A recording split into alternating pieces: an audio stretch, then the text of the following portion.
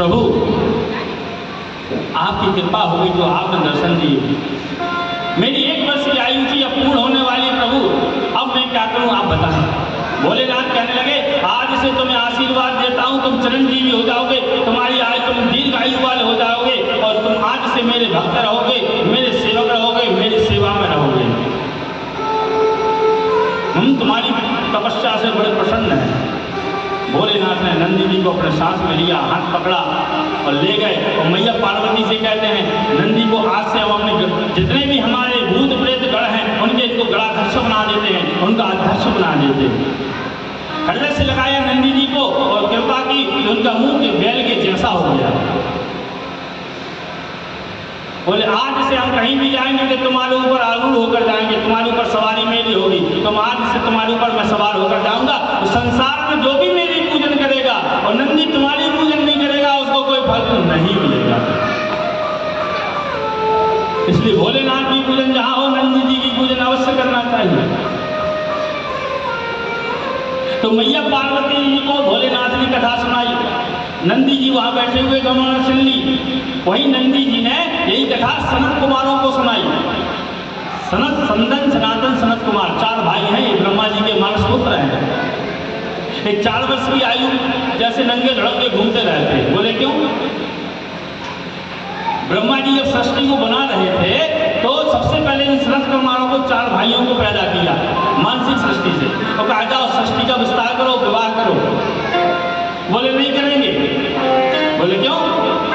बोले नहीं करेंगे, हमें 2-4 माला जो भगवान की जप करते हैं पिताश्री आप उसको छुड़वा देंगे, अब गृहस्थ के जंजाल में नहीं बरसना चाहते।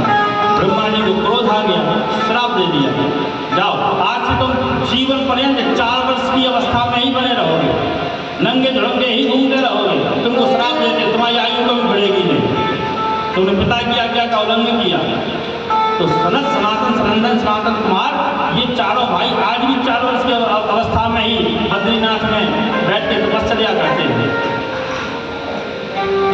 तो उनको नंदी जी ने उनको सुनाई, वेद व्यास जी को सनत कुमारों ने सुनाई और वेद व्यास जी ने सूत जी को एक कथा सुनाई और सूत जी ने सौनक आदि 88,000 ऋषियों को यह कथा सुनाई और यही कथा ऋषि मुनियों के माध्यम से आज आपके और हमारे बीच में है। बोलिए गौरी शंकर भगवान की। ये कथा का अनुक्रम है और अब इसमें हम कथा के महत्व में चलते हैं। महत्व किसे कहते हैं? जैसे किसी भी व्यक्ति का जब तक परिचय आपको न दिया जाए तो उसकी जो मर्यादा है, उसकी जो पहचान है वो आपको जानकारी में नहीं होगी। जैसे कोई कलेक्टर आके आपके बाजू में बैठ जाए, आप पहचानते नहीं हो उनको, तो आप तो ऐसे ही सोचोगे कोई आम आदमी है कथा सुनने आया, लेकिन कोई पहले से बता दे भैया कलेक्टर आ रहे हैं, आप सजग हो जाओ। ऐसे ही शिव की कथा है, भोले बाबा की कथा है, इसको सुनाने के, इसको प्रारंभ करने के पूर्व में इसके महत्व को बताना चाहिए,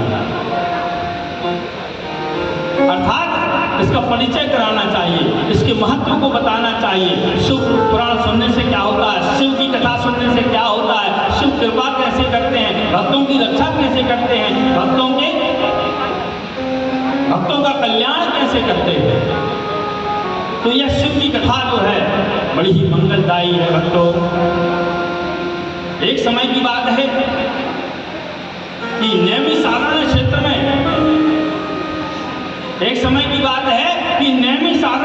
में सौनक आदि ऋषिगण बैठे हुए थे। इनके मन में बड़ी लालसा थी, इच्छा थी कि कोई ऐसा संत मिले, कोई ऐसा संत मिल जाए जो हमें भोलेनाथ से मिलवा दे, उनकी चरित्रों का उपाख्यान सुना दे, जो भोलेनाथ शिव शंकर भोलेनाथ की कृपा हमारे ऊपर बरसा दे। कोई ऐसा संत मिल जाए। आपस में चर्चा कर ही रहे थे कि वहां से सूत जी का आगमन हो गया और जैसे सूत जी का आगमन हो तो बस चर्चा करने लगे, ये तो नारायण की कथा सुनाते हैं, राम की सुनाते हैं, ये तो सबकी सुनाते हैं, मेरे भोले की कथा कौन सुनाएगा? तो क्या कहा, मेरा तार भोले से जोड़े ऐसा कोई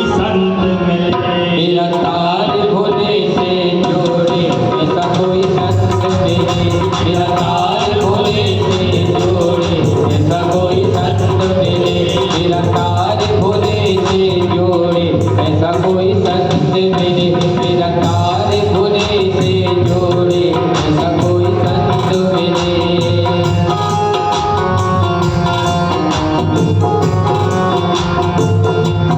ऐसा कोई संत मिले, ऐसा कोई संत मिले, ओ ऐसा कोई संत मिले,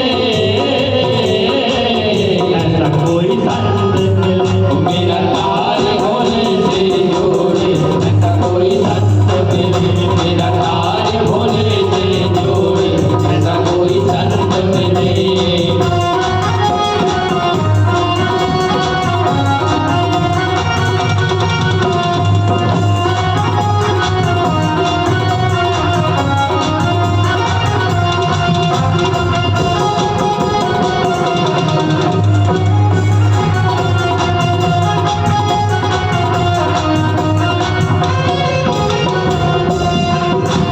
संत तरस के बड़े महात्म, संत तरस के बड़े महात्म, संत तरस के बड़े महात्म, संत तरस के बड़े महात्म।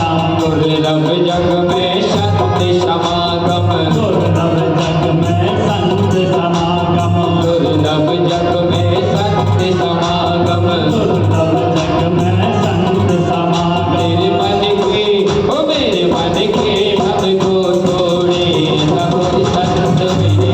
मेरे मन के भव को तोड़े ऐसा कोई संत मिले। मेरे तार शिव से जोड़े ऐसा कोई संत मिले। मेरा तार भली से जोड़े ऐसा कोई संत मिले। ओ ऐसा कोई संत मिले, ऐसा कोई संत मिले, ओ ऐसा कोई संत मिले, ऐसा कोई संत मिले। मेरा तार शिव से जोड़े ऐसा कोई संत मिले। मेरा तार शिव से जोड़े ऐसा कोई संत मिले।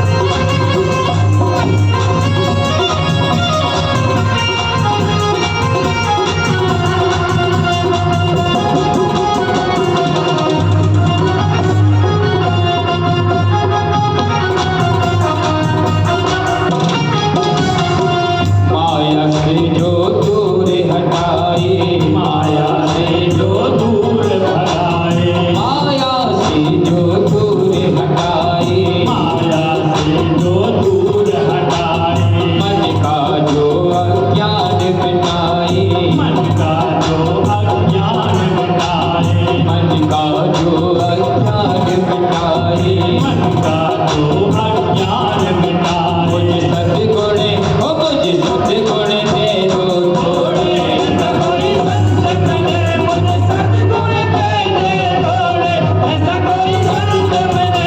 मेरा तार शिव से जोड़े ऐसा कोई संत मिले। मेरा तार शिव से जोड़े ऐसा कोई संत मिले। ओ ऐसा कोई संत मिले, ऐसा कोई संत मिले, ओ ऐसा कोई संत मिले, ऐसा कोई संत मिले। मेरा तार शिव से जोड़े ऐसा कोई संत मिले। मेरा तार शिव से जोड़े ऐसा कोई संत मिले। ओ मेरा तार शिव जी से जोड़े ऐसा कोई संत मिले। मेरा तार शिव से जोड़े ऐसा कोई संत मिले। मेरा तार शिव से जोड़े ऐसा कोई संत मिले। मेरा तार शिव से जोड़े ऐसा कोई संत मिले। मेरा तार शिव से जोड़े ऐसा कोई संत मिले। नमः पार्वती पतये हर हर महादेव। ऐसा वार्तालाप करी रहे थे कि ऐसा कोई संत मिल जाता जो भोलेनाथ से हमारे तार जोड़ दे, जो शिव तत्व को हमको समझा दे। हमने सुना है भोले तो अवतारदानी है, अवधूत है, सब कुछ दे देते हैं, सरल देवता है, जल्दी देने वाले हैं। ऐसे भोले का चरित्र, ऐसे शिव का तत्व, इस तत्व को हम सुनना चाहते हैं। ऐसा कोई संत मिल जाए। तो सामने से आ रहे थे सूत जी। सूत जी जैसे, अब सूत जी मालूम है, सूत एक उपाधि है। सूत क्या है? सूत एक उपाधि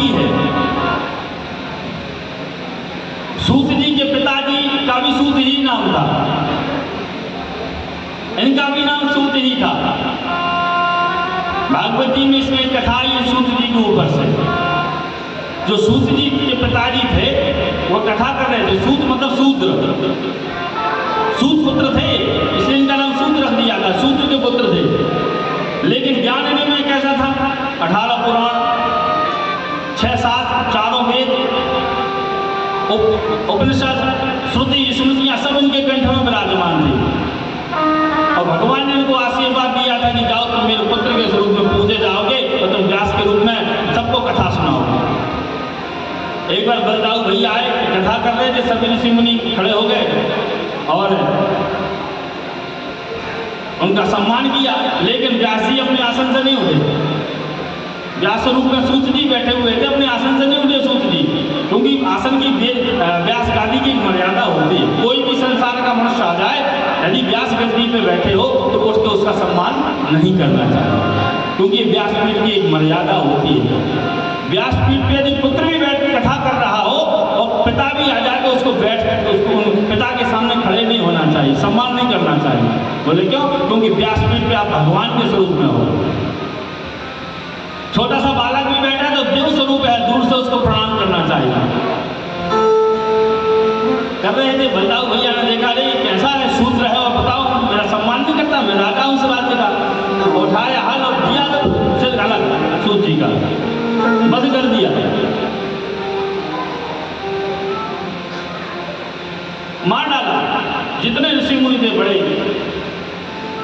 ब्रह्म भाव से गए, कहने लगे बलदाऊ भैया बलराम जी आपने गलत किया। बोले क्यों? बोले आपने सूत जी का वध कर दिया। बोले राजा आता है तो सम्मान नहीं करता मेरा, इस राज्य का राजा हूं तो मेरा सम्मान भी नहीं किया उसने। बोले वो व्यासपीठ पे बैठे थे, व्यासपीठ पे कोई भी बैठ जाए तो भगवान भी यदि सामने आ जाए तो व्यासपीठ पे बैठा हुआ व्यक्ति उसका सम्मान नहीं कर सकता, क्योंकि व्यासपीठ पे वह स्वयं परमात्मा के स्वरूप होता है। आपने उनका वध कर दिया, आपको तो बहुत से दोष लगेंगे। क्यों? जितने शास्त्र पुराणों का ज्ञान इनके कंठ में था वो सब नष्ट हो गया। बलदाऊ भैया को बड़ा दुख हुआ, हाँ गलती तो हो गई। बोले इसका प्रायश्चित करूंगा। बोले कैसे करोगे? बोले इस पुत्र को बुलाओ। तो सूत जी के पुत्र को बुलाया। इनका नाम था रोमहर्षण, पुत्र का नाम रोमहर्षण। 27 वर्ष की आयु थी मात्र। रोमहर्षण जी को बुलाया और हल लगाया उनके कंठ में और भगवान का ध्यान करके कहा, जाओ वास्य तुमको जितना ज्ञान तुम्हारे पिताओं को था वो सब ज्ञान तुम्हारे अंदर आ जाए। बलदाऊ भैया ने पूरा ज्ञान दे दिया। तो रोमहर्षण जो थे वो सूत जी के पुत्र थे, उन्हीं को भी वही उपाधि मिल गई, वो भी सूत बन गए। देखिए हमारे सनातन धर्म में कितनी अच्छी प्रथा है कि एक सूत्र को भी व्यास गद्दी मिल गई और वो परमात्मा का स्वरूप हो गया। सूत बन गया सूत्र और परमात्मा के समतुल्य आज पूजन जाने लगे। आज हम उन्हीं के स्वरूप में सभी व्यासों का पूजन करते हैं। और जितनी कथाएं हैं सब सूत जी ने ही ऋषि मुनियों को सुनाई है, नैमिषारण्य क्षेत्र में। सूत जी को बैठाया गया, आसन दिया गया, चरण धोए, तिलक चंदन बंदन किया, माला पहनाई, आदर सम्मान किया। सूत जी कहते हैं मैं तो छोटा सा बालक हूँ, मेरा इतना सम्मान क्यों करते हो? आप तो इतने बड़े ऋषि मुनि हो, इतने दीर्घायु वाले हो कि यदि भौएं भी नीचे लटक रही तो किसी को देखना हो तो भौएं ऊपर करके देखो तब दूसरा दिखता है, इतने दीर्घायु वाले। सूत जी हाथ जोड़ के कहते आप तो मेरे दादा परदादा से भी ज्यादा बड़ी उम्र के हो, मुझे इतना सम्मान क्यों देते हो? तो जो ऋषि मुनि वहां पर बैठे हुए थे, एक ऋषि सौनक जी खड़े हुए, क्या कहते हैं? धन वृद्धा बल वृद्धा आयु वृद्धा तथैव च ते सर्वेपि ज्ञान वृद्धाश्च शिष्या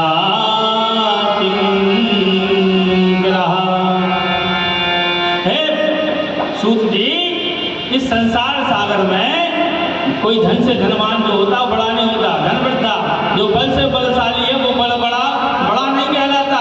कौन कहलाता बड़ा? बोले धन से बड़ा धनवान बड़ा नहीं, बल से बलवान बड़ा नहीं। धन वृद्धा बल वृद्धा आयु वृद्धा सदैव जो आयु से वृद्ध है वो भी बड़ा नहीं माना जाता। तो बोले कौन बड़ा माना जाता? बोले ते सर्वे भी ज्ञान वृद्धाश्च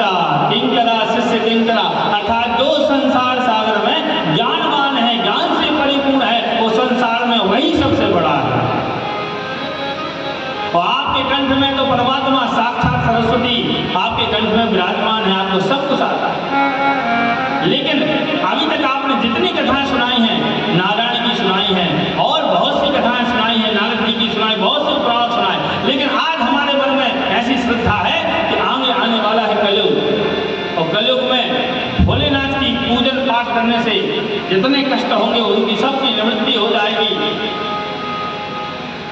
हमारे मन में ऐसा प्रश्न है कि आप भोलेनाथ की चर्चा करें, उनकी कथा सुनाएं, जिससे हम लोगों की तृप्ति हो और हमारे ज्ञान गंगा रूपी जो ज्ञान आपके अंदर है, वो ज्ञान गंगा रूपी ज्ञान आज हमारे हृदय में विराजमान हो, हमारे मस्तिष्क में आप उसको बरसात कर दीजिए, हमारे हृदय में विराजित कर दीजिए, उसको बहा दीजिए, हम उसका रसपान कर लें, ऐसी कृपा करिए।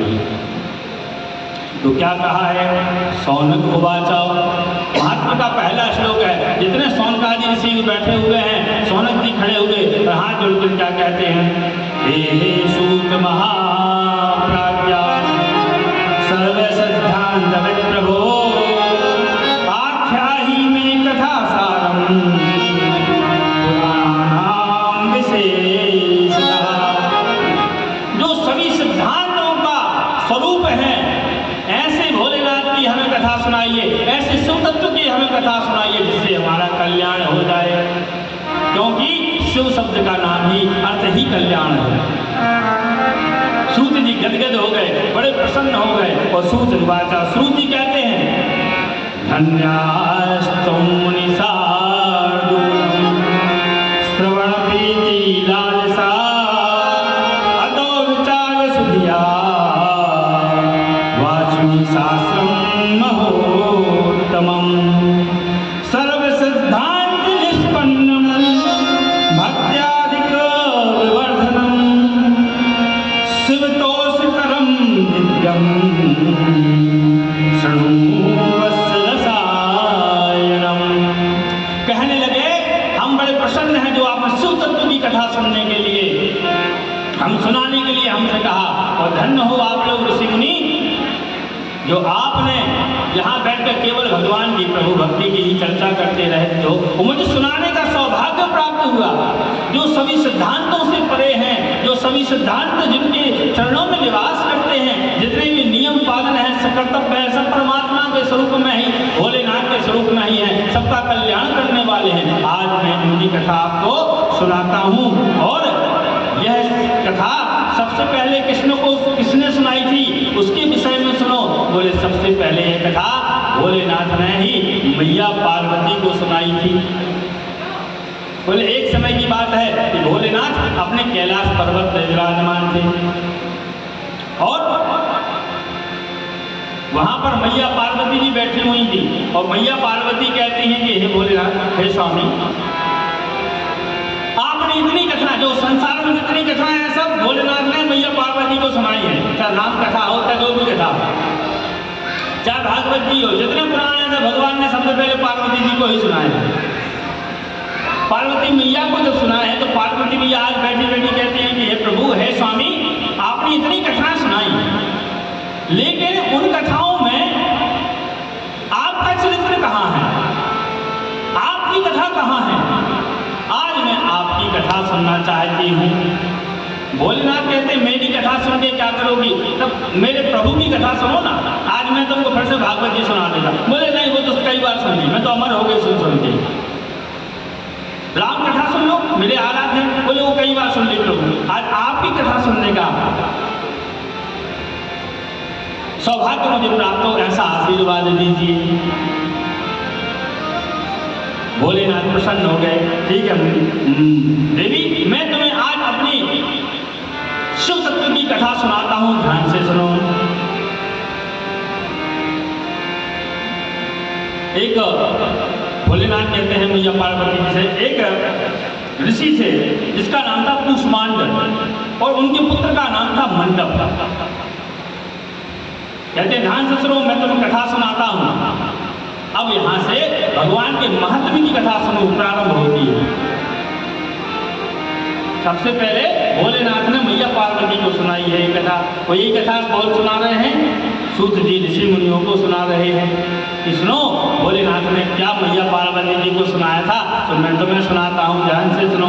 बोले एक ऋषि थे जिसका नाम था कुष्मांड, उनके पुत्र का नाम था मंडप, और मंडप ऋषि के दो मित्र थे, नापे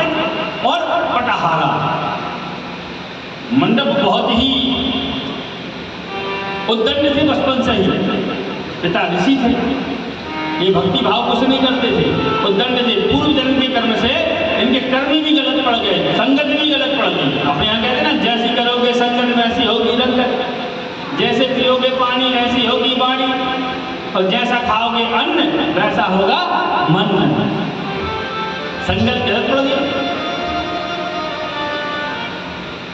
एक दिन मित्रों के साथ में बैठे हुए थे, पिता का तिरस्कार करते थे, बात मानते नहीं थे। मंडप भाई भैया, अपन लोग जुआ खेलते हैं ना, पैसा चाहिए, ऐसे फ्री का खेलने में थोड़ी आनंद आता। बोले पैसा कहाँ से आ गया, चलो राजा के यहाँ चोरी करते हैं।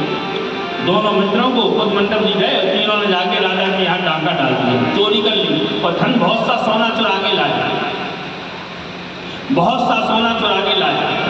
और हमारे शास्त्रों में लिखा हुआ है कि सोना चुराना, वैसे तो चोरी हमेशा पाप ही होती है, और सोना चुराना और बड़ा दोष माना गया है सोना चुराने का, क्योंकि शास्त्रों में लिखा है स्वर्णस्ते विसुरापीचा ब्रह्मात् गुरुजन बला। इन 5 चीजों का दोष बहुत ज्यादा लगता है। कौन कौन चीजें का? जो सोने की चोरी करते हैं इनका प्रायश्चित भी नहीं होता। सोचिए, शास्त्र तो ये कहता है सोना चुराने वाले का प्रायश्चित नहीं होता, जो किसी का सोना चुरा ले वो अंत तो बच्चा नरक में ही जाता है। ब्राह्मण सदाचारी की हत्या करने वाला, ब्राह्मण की हत्या, ब्राह्मण कैसा भी हो उसकी हत्या नहीं करना चाहिए, उसका समाज से बहिष्कार कर दो, बेइज्जत कर दो, वही उसकी हत्या है। और जो ब्राह्मण की हत्या करते हैं उसकी कोई प्रायश्चित नहीं संसार में, वो तो फिर बाद में जाके जिसने हत्या की वो उसका कुटुंब खानदान सब भोगता, उसका प्रायश्चित सबको भोगना पड़ता है। स्वर्णस्ते विसुरापीचा, गुरु पत्नी के साथ गलत व्यवहार करने वाला, गलत नजर रखने वाला, गलत आचरण करने वाला अपनी गुरु माता के साथ। चौथा, सुरापान करने वाला, जो व्यक्ति ने जीवन में एक भी बार शराब पी ली, समझो उसके 7 पीढ़ी तक के पितर नरक में तत्काल चले जाते हैं। शराब पीने का इतना दोष लगता है शास्त्रों में, इसका प्रायश्चित भी नहीं है। और सुरापीचा, ब्रह्म सुरापीचा, और इन पापों में जो सहयोग करते हैं, इन 4 पापों में जो व्यक्ति सहयोग करते हैं, चलो आज शराब की हो जाए, चलो आज चोरी कर लें, चलो ब्राह्मण को मार के आए, चलो गुरुजी की पत्नी के साथ गलत व्यवहार करते हैं, इन 4 कामों में जो सहयोग करते हैं वे भी नरकगामी होते हैं, उनका कोई प्रायश्चित नहीं होता है। ब्राह्मण का पुत्र मंडप दोनों गलत संगति में आकर राजा का धन सोना चुराकर बहुत सारा लेकर घर में आ गया, बहुत दिनों तक घर में रखा रहा बहुत दिन तक। एक दिन मित्रों ने कहा भाई वो सोना चुरा के लाए थे उसका बंटवारा करो, तुमने अकेले थोड़ी चोरी की थी। मंडप कहता है नहीं नहीं नहीं नहीं नहीं, चोरी करके तो मैं लाया था, तुम तो द्वार पर खड़े रहे, पूरा धन मेरा है। उनको 1 रुपया नहीं दिया, भगा दिया। अब जब कहते हैं ना संगति गलत हो जाए तो बुद्धि भ्रमित होती है, गलत तरीके का जब धन आता है तो बुद्धि भी भ्रष्ट हो जाती है। ब्राह्मण का पुत्र होने के साथ साथ इसकी संगति और खराब हो गई, वैश्यागमन करने लगा। एक वैश्या के साथ में इसने रमण करना शुरू कर दिया। अब वैश्या जो होती है, गणिका जो होती है, वो पैसा लेती है, फ्री में थोड़ी, साथ में तुम्हारे रहती हैं तो रोज पैसा मांगे। एक दिन इसने कहा मेरे पास बहुत पैसा है, बोले कहाँ है? मैं चोरी करके लाया था। कहाँ रखा हुआ है? बोले घर में लेके आओ। बोले हमेशा के लिए तुमको छूट दे देंगे आने जाने की, तुम तो पैसा पूरा दे दो। ये गया और वैश्या को पूरा पैसा दे दिया। जैसे ही वैश्या ने वो पैसा, गणिका ने वो पैसा रखा और कुछ समय तक तो साथ में रखा, फिर लात मार के इसको भगा दिया। बोले और पैसा दो, इतने पैसे में कुछ नहीं होता। बोले तुमने पूरा पैसा ले लिया और मुझे भगा दियो। लात मार के जैसे इसको भगाया और रास्ते में मिल गए दोनों मित्र मंडप के। बोले वो पैसा दो पैसा दो। बोले भैया क्या करें, वो गणिका जो रहती है वैश्या उसका पूरा पैसा छीन लिया। बोले झूठ बोलते हो, पूरा पैसा हड़पने की इच्छा रखते हो? आज अकेले में मिलो, आज बताते हैं। जंगल में ले गए, इसको बहुत मारा, बहुत पीटा और इसको पकड़ के इसके पिता के पास में ले गए। कुष्मांड ऋषि से कहते हैं, ऋषिवर आपके पुत्र ने राजा के यहाँ चोरी की, हम लोगों ने साथ में चोरी की थी और बहुत सा सोना लेके आया था और इसने एक वैश्या को पूरा धन दे दिया। ये व्यभिचार करने लगा, पूरा धन दे दिया वैश्या को। अच्छा, जैसे ही ऋषिवर को पता हुआ मेरा पुत्र उद्दंड था लेकिन इतना व्यभिचारी हो गया, बहुत पिटाएगी। चलो हम तुम्हारी शिकायत राजा से करते हैं तीनों की, और तीनों की शिकायत करेंगे चोरी की, तो प्रायश्चित तो भोगना ही पड़ेगा, राजा जो दंड देंगे वही प्रायश्चित है। चलो पुत्र का हाथ पकड़ा, उन दोनों का हाथ पकड़ा, और दोनों बदमाश थे, बुद्धि के बहुत तीक्ष्ण थे। बोले मुनिवर ऐसा करो, आप अपन दे जाओ, आपका सम्मान कम होगा, 4 लोगों के सामने जब बेइज्जती होगी, आप बताओगे आपका पुत्र है तो आपकी नाक कट जाएगी, हम दोनों पकड़ के इसको ले जाते हैं। ऋषि ने कहा ये बात भी ठीक है। दोनों ने हाथ पकड़ा किसका, मंडप का, लेकर भी जंगल में, और इसको इतना मारा कि ये वहीं गिर गया, बेहोश हो गया। लोगों ने सोचा ये तो मर गया, और दोनों अपने घर चले आए। 2-3 दिन बाद सोचा गया देखते हैं कैसा होगा, मर तो गया था, अब तो जानवर खा गए होंगे उसको। वहां जाकर देखा तो मंडप था नहीं। मंडप कहाँ था, मंडप उठा, जब होश में आया तो देखा, अरे मैंने इतना बड़ा प्रायश्चित, इसका कोई हो नहीं सकता, इतना बड़ा पाप कर्म कर दिया, मैं इतने बड़े ऋषि का पुत्र, मुझसे इतना बड़ा अपराध हो गया। मेरे माता पिता कितना समझाते थे कि भैया ऐसा गलत कार्य मत किया करो, मैंने बहुत बड़ा पाप कर्म किया है, इसका प्रायश्चित कैसा हो। तो जंगल में एक बार साधु महात्माओं की मंडली आ रही थी, शिव भक्त थे, वो काशी जा रहे थे, जो उन्हीं के साथ में लग गए और भगवान का भजन करने लगे धीरे धीरे। कहते जैसी करोगे संगत, अब संतों की संगत मिल गई, अब जैसे संतों की संगत मिल गई, वो सुबह शाम यात्रा करते, दिन भर यात्रा करते, शाम को भगवान का भजन करते, भगवान भोलेनाथ को भोग लगाते, विश्राम करते, फिर यात्रा करते। अभी पहुंच गए काशी। काशी में ऐसा शिव पुराण में वर्णन आया है कि 5 कोसी एक यात्रा होती है, 5 कोस की वह यात्रा है, उसको पंचक्रोशी यात्रा कहते हैं। जिसने ब्राह्मण की हत्या की हो, सुरापान किया हो, सोना चुराया हो, व्यभिचार परिस्त्री गमन किया हो, यदि पंचकोशी यात्रा को व्यक्ति कर ले सच्चे मन से, भाव से, भक्ति से, और वहां पर गंगा स्नान कर ले और भोलेनाथ की यदि कृपा हो जाए तो उसका प्रायश्चित कर्म हो जाता है। ये कई वर्षों तक उनके साथ में रहे।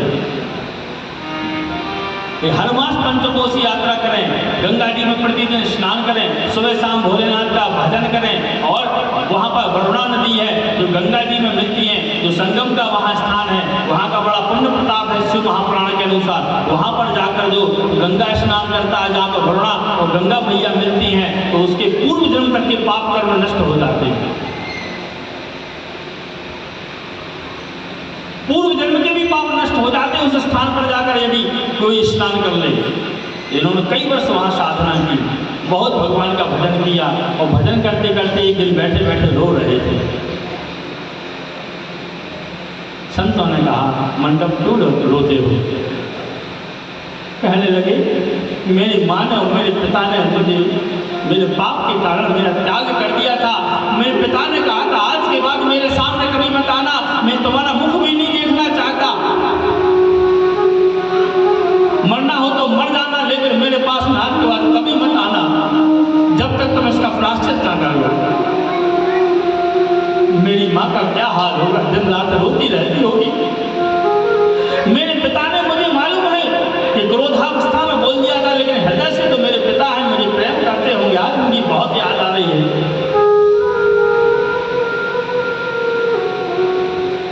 बैठे बैठे रो रहे थे।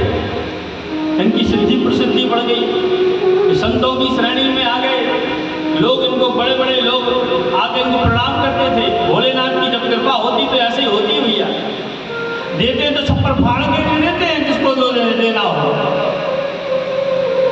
लेकिन भोले भाले बनकर आओगे तो भोले वाले भोलेनाथ भी बन जाते हैं।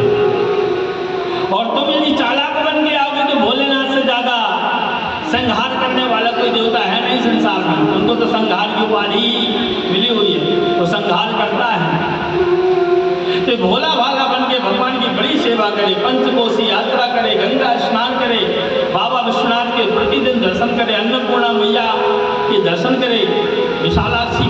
करे, खूब दर्शन करे, खूब पूजा करे, खूब जलाभिषेक करे, बहुत भगवान का भजन करे। और जो शिव से जुड़ जाता है उसका तो कल्याण होना ही निश्चित है, जो शिव ही कल्याण है। संतों ने कहा कि भैया जाओ, इतनी याद आ रही तो माता पिता से मिलके आओ ना। बोले मैंने इतना बड़ा पाप कर दिया, मैंने सोने की चोरी की, मैंने गणिका के साथ गमन किया, ऐसा तो कोई प्रायश्चित हो ही नहीं सकता। उन संतों ने समझाया नहीं, ऐसा नहीं है, ये काशी है, यहाँ बाबा विश्वनाथ की कृपा से सभी पापों का प्रायश्चित हो जाता है, लेकिन सच्चे मन से जो करता है। और हमने देखा है तुमने सच्चे मन से कई वर्षों यहाँ पर साधना की है और तुम्हारी साधना के अनुसार तुम्हें सिद्धि प्राप्त हो गई है और तुम सिद्ध हो चुके हो, तुम्हारे सभी पापों का प्रायश्चित हो चुका है। अब जाओ माता पिता की सेवा करो। मंडप जी गए, घर गए, वो घर के दरवाजे पर खड़े हो गए, आवाज दी पिताजी माताजी। बेचारी बूढ़ी माँ बाहर निकली, नेत्रों से दिखाई नहीं दे रहा। अब छोटा सा बालक था, बड़े हो गए, दाढ़ी मूछ बड़े हो गए, अब पहचान में नहीं आ रहा। बोलिए कौन हो? बोले मैं मंडप हूँ माँ। मैया मैं आपका पुत्र हूँ, मुझे पहचानो। अब माँ ने देखा, नेत्र सदल हो गए, रोने लगी, मेरा पुत्र कितना बड़ा हो गया। अंदर गई, स्वामी स्वामी स्वामी। कुशवान ऋषि से कहा स्वामी अपना पुत्र आया है मंडप, देखो कितना बड़ा हो गया है। बोले उससे क्या दो? मैंने कहा था कि प्रायश्चित जब तक ना करे मेरे दरवाजे पे मत आना, खाने को नहीं मिल रहा होगा तो अपने घर पे आ गया, आप भगा दो उसको वहीं से। अरे एक बार पुत्र को देख के लो, कितने निष्ठुर हो। चलो मैं चलता हूँ। गए,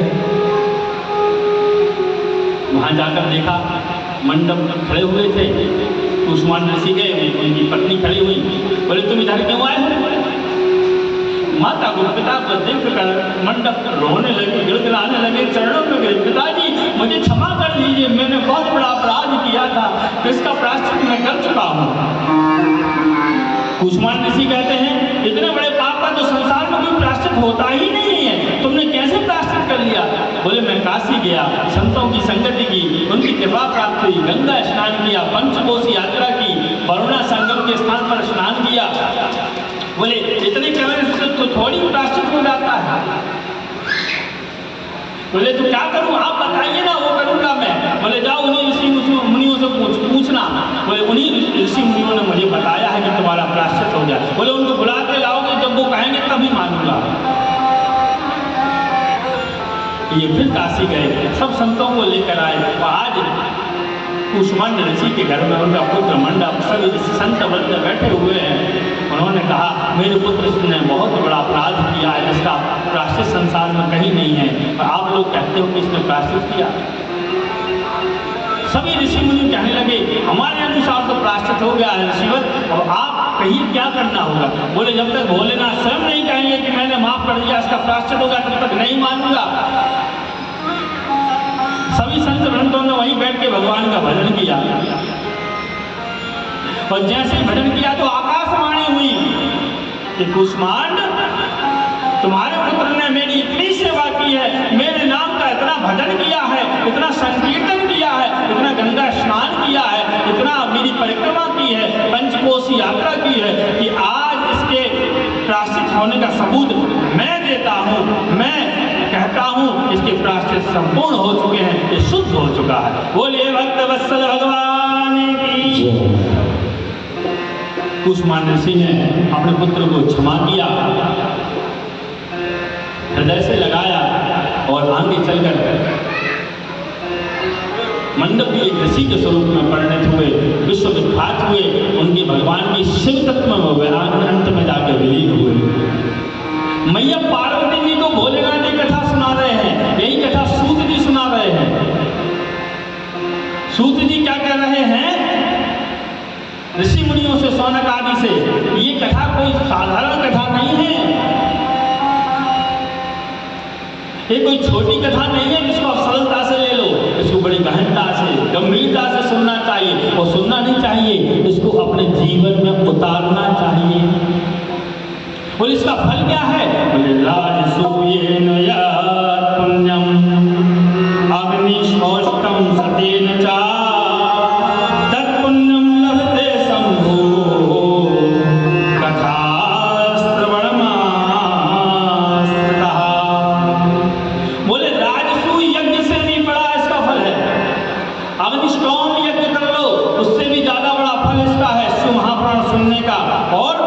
भगवान शिव की कथा सुनने से व्यक्ति कितना भी बड़ा आदमी हो, पापी हो, कुमार्गी हो, व्यभिचारी हो, दुराचारी हो, यदि वो सच्चे मन से भगवान की कथा सुन लेता है उसके पाप बिल्कुल क्षण मात्र में ही नष्ट हो जाते हैं। बोले कितनी कथा सुन ले, बोले एक क्षण भी सुन ले। कैसी? मुहूर्तवा तदर्थम वा क्षण एव चा ये श्रवन्ति पुराणं तन्नं तेषां दुर्गतिर्भवे। जो एक क्षण भी यदि सुन लेगा भगवान की इस कथा को, सच्चे मन से हृदय में उतार लेगा, तो उसकी दुर्गति कभी नहीं होती है। हजार बार गंगा स्नान कर लो, हजार बार नर्मदा जी का स्नान कर लो, कई यज्ञ कर लो, कई गौदान कर लो, उससे भी ज्यादा बड़ा फल क्या है? शिव महापुराण की कथा सुनने का फल उससे भी बड़ा है। सूत जी कहते हैं ऋषि मुनियों, इसमें 24,000 श्लोक हैं और 7 संहिताएं हैं। बोले कौन कौन सी संहिताएं हैं? विश्वेश्वर संहिता, द्वितीया रुद्र संहिता, तृतीया शतरुद्राख्या, कोटि रुद्रा चतुर्थिका, पंचमाद्या उमा संहाद्या, षष्ठी कैलाश संहिता, सप्तमी वायवी आख्या, सप्तेताम संहिता। बोले पहली है विश्वेश्वर संहिता, विद्येश्वर संहिता पहली है, दूसरी है रुद्र संहिता, तीसरी है शतरुद्र संहिता और चौथी कोटि रुद्र संहिता, पांचवी है उमा संहिता, छठवीं है कैलाश संहिता, सातवीं है वायवी संहिता। इन सातों संहिताओं अर्थात 7 संहिताओं में पूरा ही शिव महापुराण समाया हुआ है।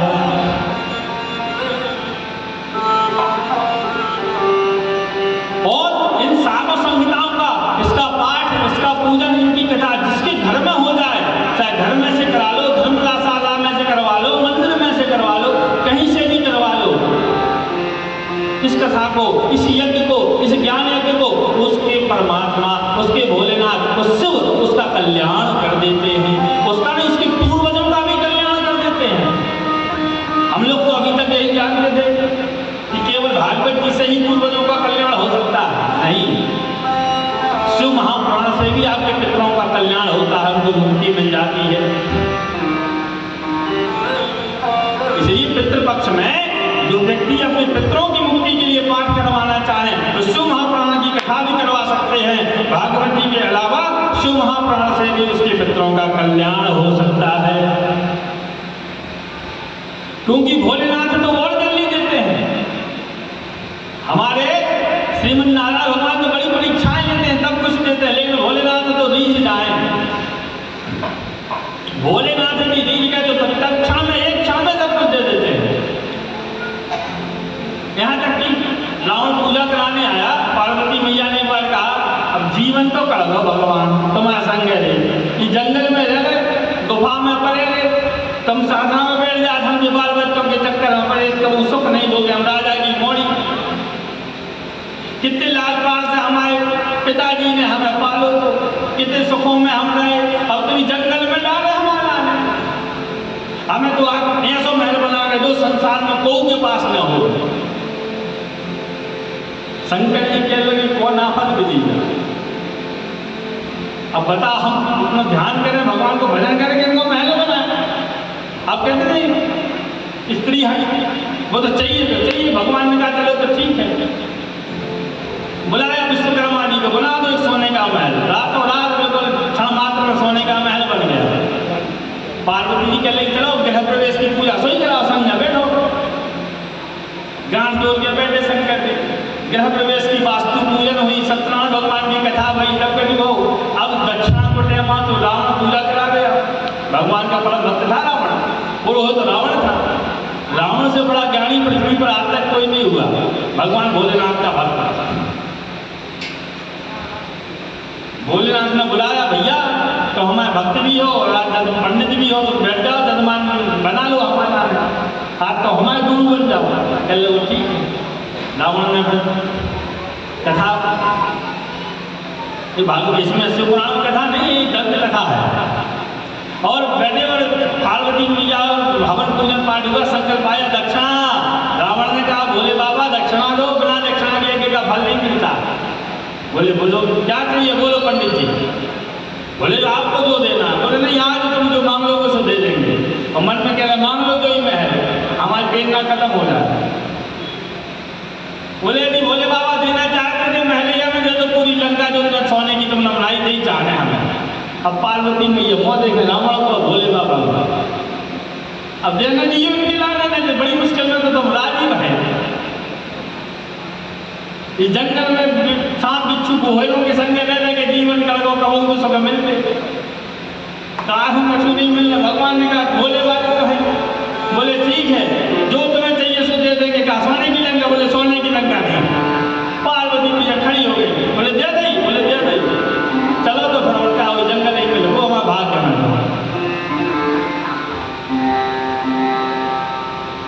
तो सब कुछ दे देते हैं भोले बाबा। जो जो भी व्यक्ति, जो भक्त जो मांगे भोले बाबा उसको सब कुछ दे देते हैं।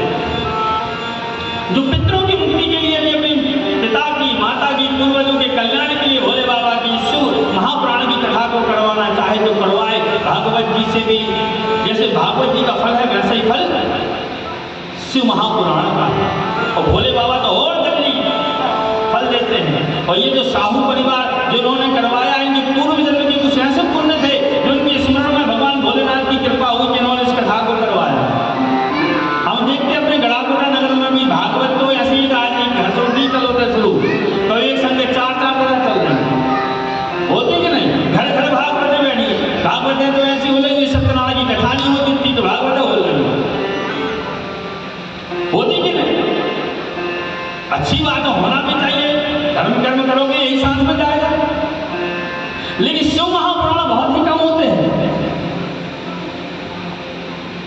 भोले बाबा ने इनके मन में, इनके ऊपर, इनके पूर्वजों की बड़ी कृपा इन लोगों के ऊपर है कि इनके मस्तिष्क में ऐसा विचार आया कि हम शिव महापुराण की कथा करवाना है। और आज वो प्रारंभ हो गई कि भोलेनाथ की शिव की बड़ी कृपा है। न तो टीवी पे सुनत है, घर में कभी कौन नहीं सुन पाता जवान बन के। और इन लोगों के माध्यम से आप लोगों को भी भगवान भोलेनाथ की कृपा प्राप्त हो गई, वो भी श्रावण महीने में।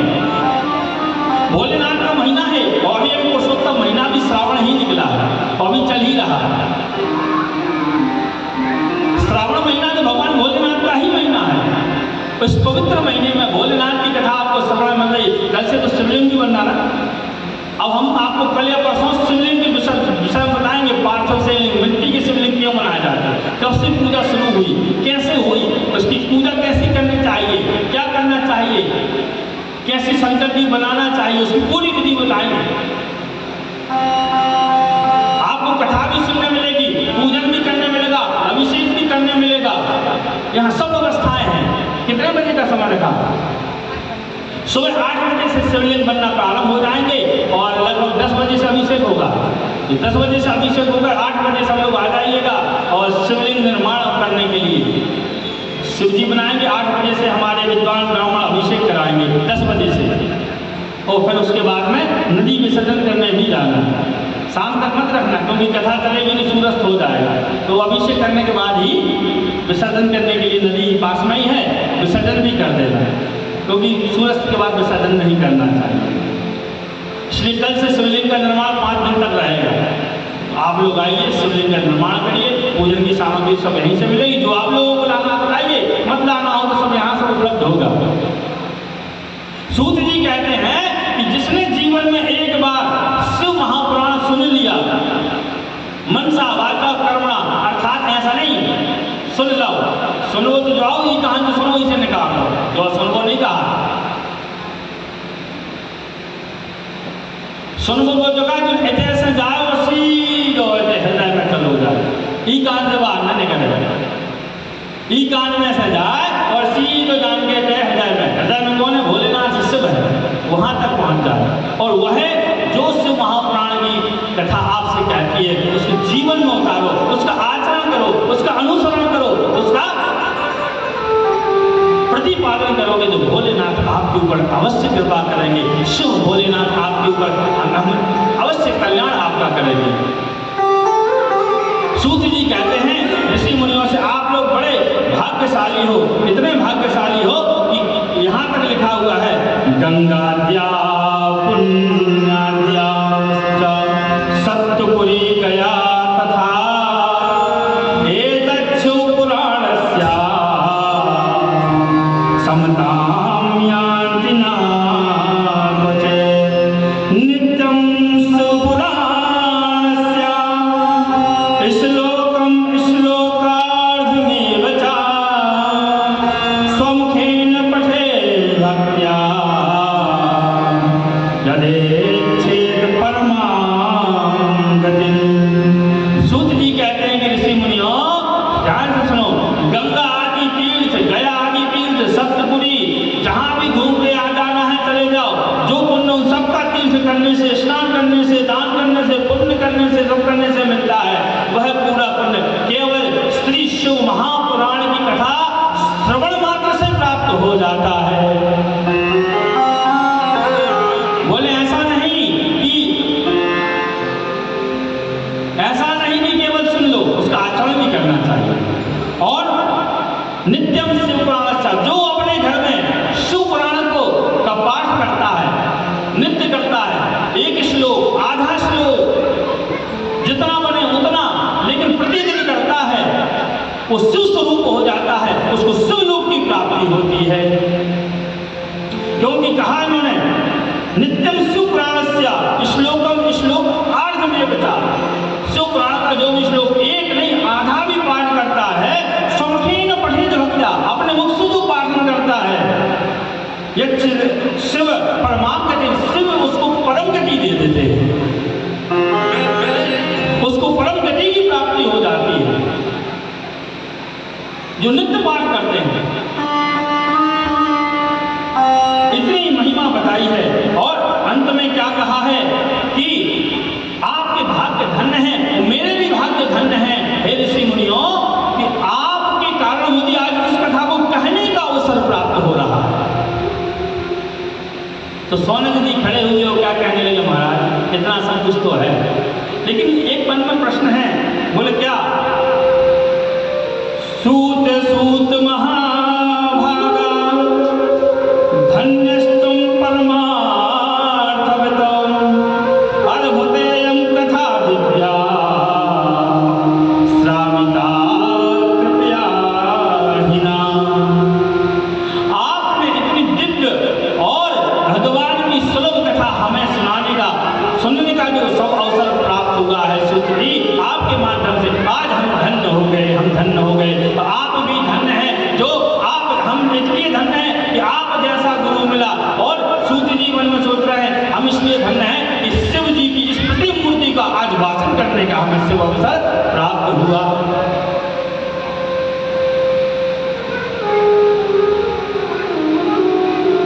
सूत वाचा, सूत जी कहते हैं हे मानवा पापितो दुराचार रता खला कामादि निर्गता नित्यं देवी शुद्धंतने नमः।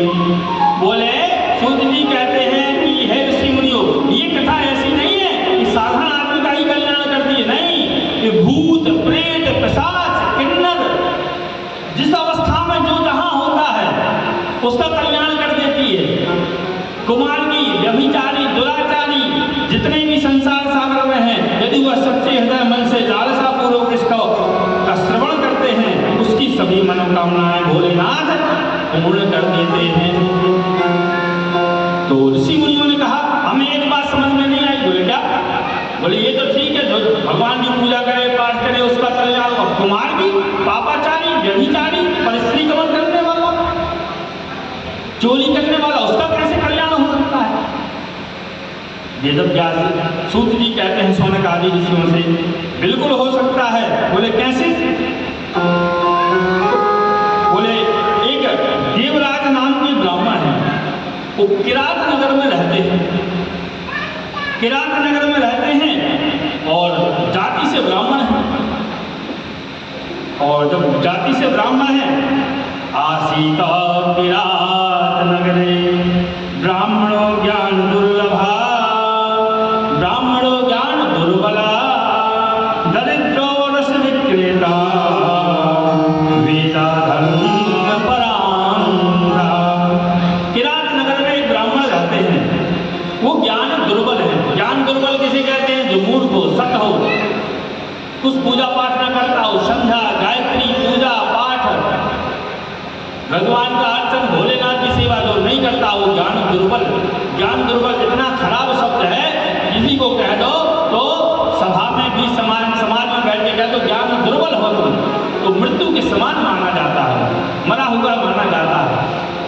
तो सूत जी ने उस ब्राह्मण को ज्ञान दुर्बल कहा है इस श्लोक में, ज्ञान दुर्बल। किरात नगर में रहते हैं और उसका नाम क्या है? देवराज नाम आसीत। देवराज नाम से उसका आसीत है। करता क्या है? कुछ नहीं करता है, व्यभिचार दुराचार ही करता रहता है। एक समय रात्रि में आ रहा था, एक सुंदर सी वेश्या को देखा जिसका नाम था शोभावती। बड़ा देख के प्रसन्न हो गया, बोले मेरे साथ चलोगी मेरे घर में? तो बोले चलो, लेकिन हम धन लेते हैं। बोले बहुत धन हमारे यहाँ, पिताजी ने खूब कमा कर रखो। ठीक है, तो हम तो धन के लोग हैं। बहुत पैसा दिया उस वेश्या को। देवराज ने जितना पास में था दिया, वो घर आ गया। जैसे घर में आया, उसकी पत्नी भी थी, इसके माता पिता थे, सबने विरोध किया, जिनने सबकी हत्या कर दी।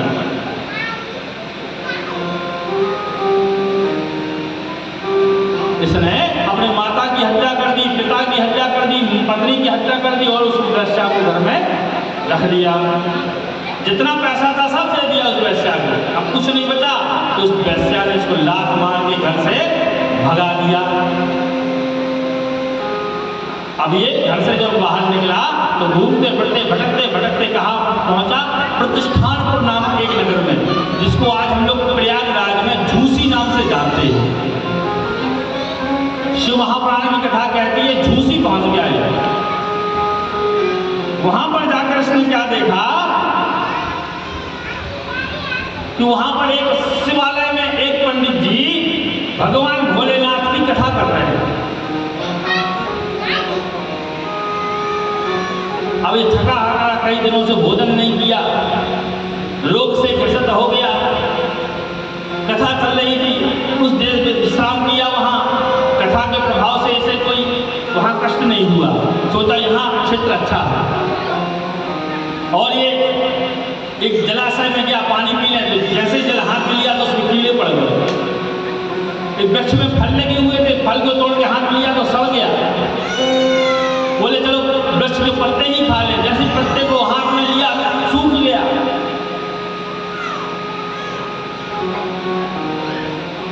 उसकी इतनी दुर्दशा, अब कुछ नहीं, थका हारा बिल्कुल बीमार, इसको बुखार की अवस्था में ये था। यहां तक लिखा है इसमें, इसको शरीर में बुखार हो गया था। और शिव महापुराण की कथा वहां पर एक पंडित जी शिवालय में कर रहे थे, भक्त बैठ के सुन रहे थे। तो वहीं एक कोनिया में जाकर बैठ गया, भोलेनाथ के दर्शन किए, बैठ गया, भगवान की कथा सुनी इसने। और वह महीने पूरे श्रावण मास के महीने की कथा थी। इसने पूरे श्रावण मास वह कथा सुनी वहां बैठकर। तो इसमें लिखा हुआ है देवराजश्चमा शांते ज्वरेण पीड़ितो मृतः बद्धोऽयं भटैः पाशैः नीतोऽयं पुरं बलात्। इसने एक माह पूरी भोलेनाथ की कथा सुनी और एक माह तक यह बुखार में ग्रसित रहा। जो भी वहाँ प्रसाद मिलता है वो खा लेता, भोलेनाथ के दर्शन करता प्रतिदिन, और वो बुखार में पड़ा रहा। तो जैसे ही एक माह तक की कथा का विश्राम हुआ, वो इसके शरीर में से इसके प्राण निकल गए।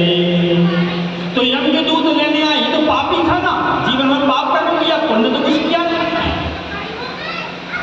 तो यम के दूध ऊपर से आए इसको लेने के लिए, तो क्या देखते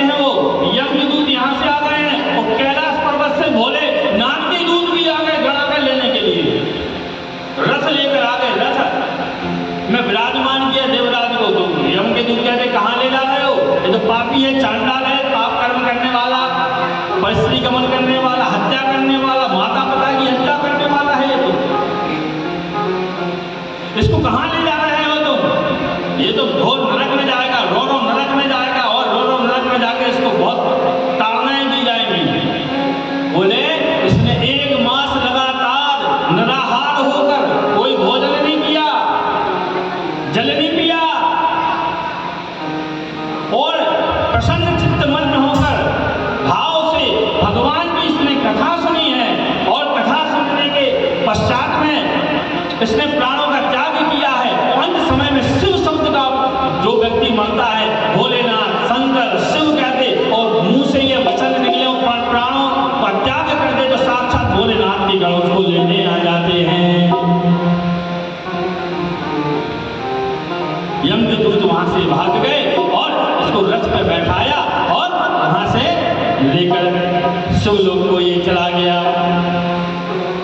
सूत जी कहते हैं, धन्यास्यु पुराणस्य कथा परम पावनी, यस्या श्रवण मात्रेण पापियान विमुक्ति भाव। धन्य है, शौनक आदि ऋषि कहते हैं कि धन्य है सूत जी जो आपने ऐसी कथा हमें सुनाने के लिए बैठे, और धन्य है शिशु महाप्राण की कथा जिसके सुनने से पापी भी, माता पिता की हत्या करने वाला, परस्त्री गमन करने वाला, चोरी चपाटी करने वाला, ऐसे व्यक्तियों का भी कल्याण ये कथा कर देती है। धन्यास्यु प्राणस्य कथा परम पाप, ये परम पावनी कथा है। यस्य श्रवण मात्रेण पापियान मुक्ति भुक्ति हो, मुक्ति तत्काल देने वाले हैं, कोई संशय नहीं। और ये जाकर कहा, शिवलोक में जाकर भगवान के यहाँ वास करने लगा। बोलिए भक्तवत्सल भगवान की। इसके बाद में सूत जी कहते हैं ऋषि मुनियों से, एक कथा और है। एक स्त्री थी जिसका नाम था चंचुला। समुद्र के निकटवर्ती प्रदेश में वास्कल नामक एक गांव में यह रहती थी। इसके पति का नाम था बिंदुक। क्या नाम था? बिंदुक। ये महत्व चल रहा है भगवान की कथा, भगवान की शिव महापुराण की जो प्रथम अध्याय कल से सुनाया जाएगा। आज तो केवल महत्व है, उनका परिचय दे रहे हैं कि इनकी सुनने से क्या होता है, किस किस को क्या क्या प्राप्त हुआ है। यदि आप लोग 7 दिन बैठकर भगवान भोलेनाथ की इस कथा को केवल सुने, और सुनने के साथ साथ थोड़ा भी यदि आप जीवन में इसका उतार लें, जो जो भगवान ने इसमें नियम बताए हैं उसमें से एक नियम भी पालन कर लेंगे, तो आपका कल्याण हो जाएगा। तो चंचुला नाम की एक स्त्री है, वास्कल नाम के ग्राम में रहती है। बिंदुक नाम का इसका पति है। पति भी जाति से कौन है? ब्राह्मण है। सूत जी ये कथा सुना रहे किसको? शौनकादि ऋषियों को। कहते हैं ये कथा तो सुन ली, एक कथा और सुनो।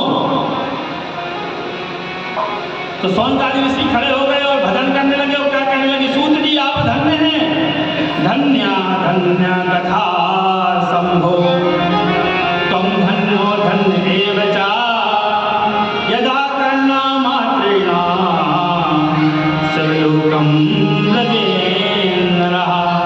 धन्य है प्रभु सूत जी आप, और धन्य है शिव महापुराण की कथा, जिसके श्रवण मात्र से पापी जनों का भी शिवलोक में वास हो गया। सब नृत्य करने लगे, भगवान का भजन करने लगे, और सूत जी को बारंबार प्रणाम करने लगे। सूत जी कहने लगे इतने उत्साहित मत हो, बैठ जाओ और सुनो, एक कथा और सुनाता हूँ। बोले चंचुला नाम की एक स्त्री है, वास्कल नाम के ग्राम में रहती है, बिंदुक नाम का ब्राह्मण पति है, लेकिन वह कैसा है? बिंदुक नामधारी इसका नाम है। बिंदुक नामधारी। नामधारी किसी कहते हैं जो केवल नाम का धारी हो, नाम को धारण किया हो, उसका गुण कुछ ना हो।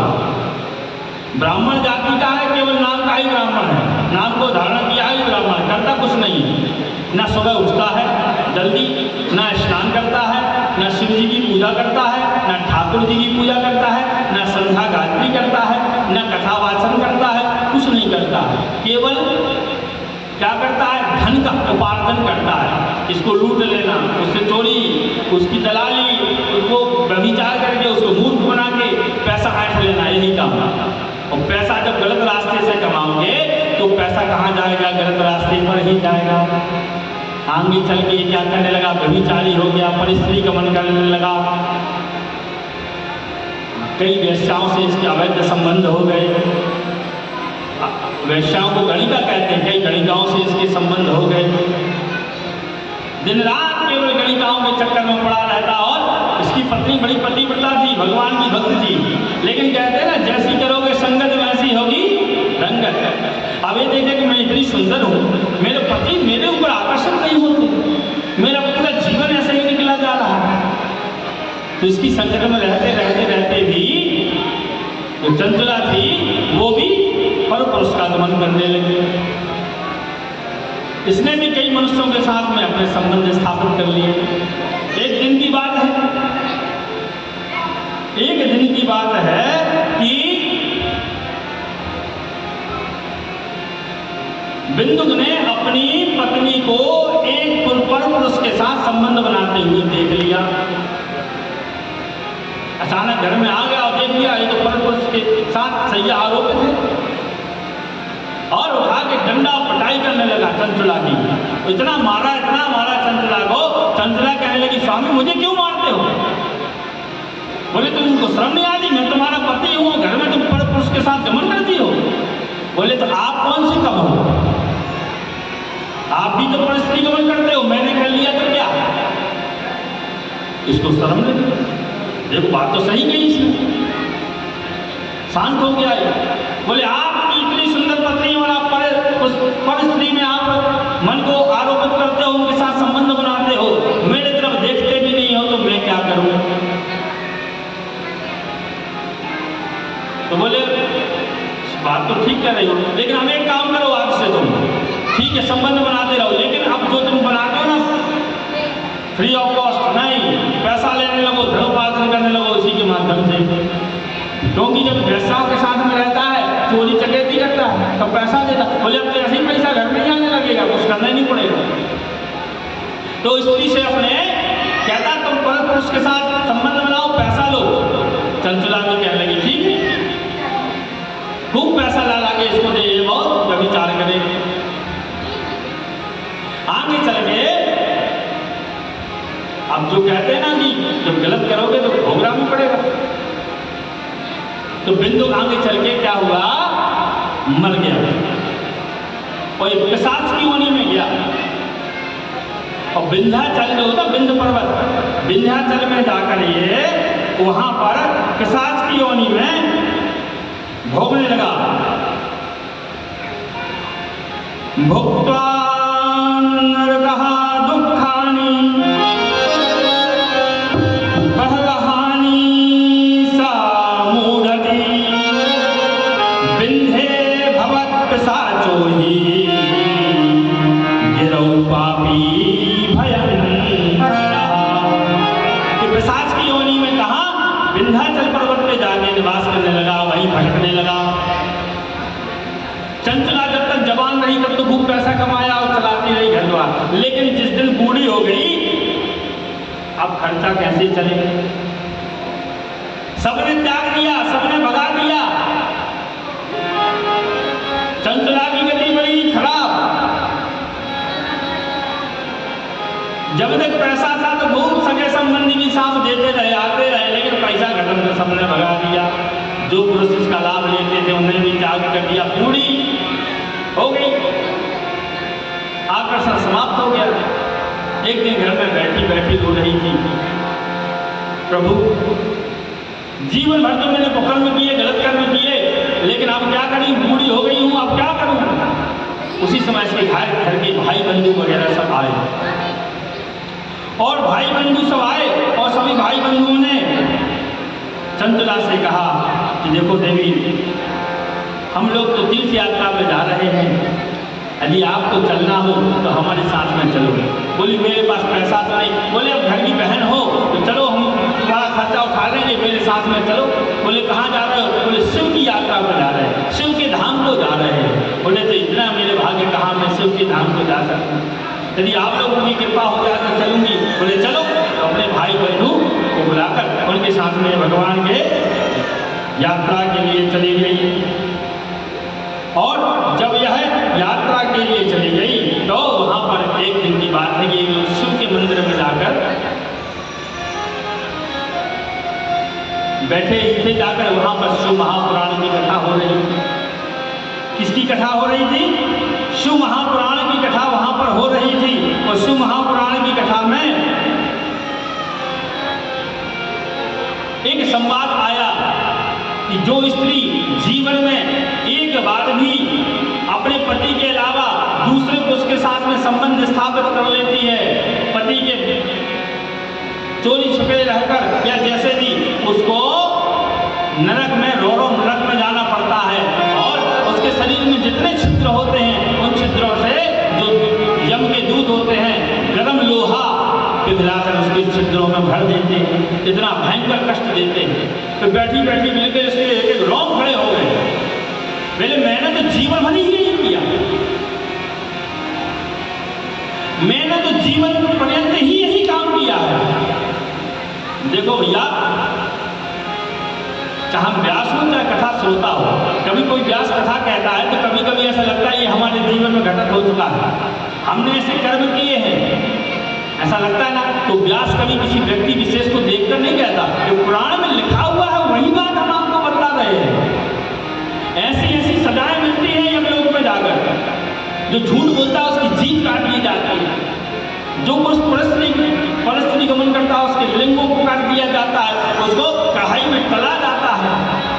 जो दूसरों का धन चुराते हैं उसको कटीले बाणों से छेद दिया जाता है। जो हत्या करते हैं उसके शरीर के ऊपर से नीचे तक एक बार में आरे से चीर दिया जाता है। ऐसी ऐसी घटनाओं का वर्णन है इसमें। हम सुना दें तो आपको रात भर नींद नहीं आएगी। जीवन में कभी कोई व्यक्ति कोई गलत कार्य करने के लिए सोचेगा 100 बार। जो व्यक्ति मदिरा का पान करता है वहां उसके मुंह में मालूम है जो होता है ना, वो लावा निकलता है ना जमीन से, वो लावा गरम उसके मुंह में डाला जाता है। एक बार भी जिसने शराब पी ली हो, सोच लो। ऐसी सजाओं का वर्णन है पुराणों में। लेकिन कथा को कहने से क्या है, केवल आपका कल्याण हो, आप किस रास्ते पर जाएं, गलतियां की भी हैं तो उसको सुधार करें, आप अपने जीवन में परिवर्तन लाएं, यही इसका उद्देश्य है इस कथा का। सूत जी कहते हैं कि ऋषि मुनियों, चंचला ने वहां पर कथा सुनी। वो कथा में जब उन पंडित जी ने कहा कि जो महिला जीवन में एक बार पर पुरुष गमन करती है उसको यमदूतों की यातनाएं इतनी भयंकर भयंकर भोगनी पड़ती हैं, इसके रोम रोम कांपने लगे। अब तो मैं भाई बंधुओं से कह दिया आपको जहां जाना है सो जाओ, अब हम कहीं नहीं जाएंगे, अब तो हम यहाँ बैठ के पंडित जी की कथा सुनेंगे। चंचला ने वहां पर पूरी जब तक शिव महापुराण की कथा हुई, पूरी कथा इसने वहां पर सुनी। अब तो यह कथा होने के पश्चात में जो कथा व्यास थे उनसे कहती है, महाराज मैंने जीवन में दीक्षा नहीं ली, हमें दीक्षा दे दीजिए, गुरु मंत्र दे दीजिए। उन्होंने गुरु मंत्र दिया। क्या दिया? पंचाक्षरी, ओम नमः शिवाय, इस पंचाक्षर को दिया। नमः शिवाय, ओम नमः शिवाय। ये भगवान का भजन करते नहीं कोई बैठे बैठे, दिन रात भगवान का पूजन करे, अभिषेक करे, भगवान की कथा सुने, भगवान का भजन करे। क्या करे? ओम नमः शिवाय, ओम नमः शिवाय, हर हर भोले नमः शिवाय, ओम नमः शिवाय, हर हर भोले नमः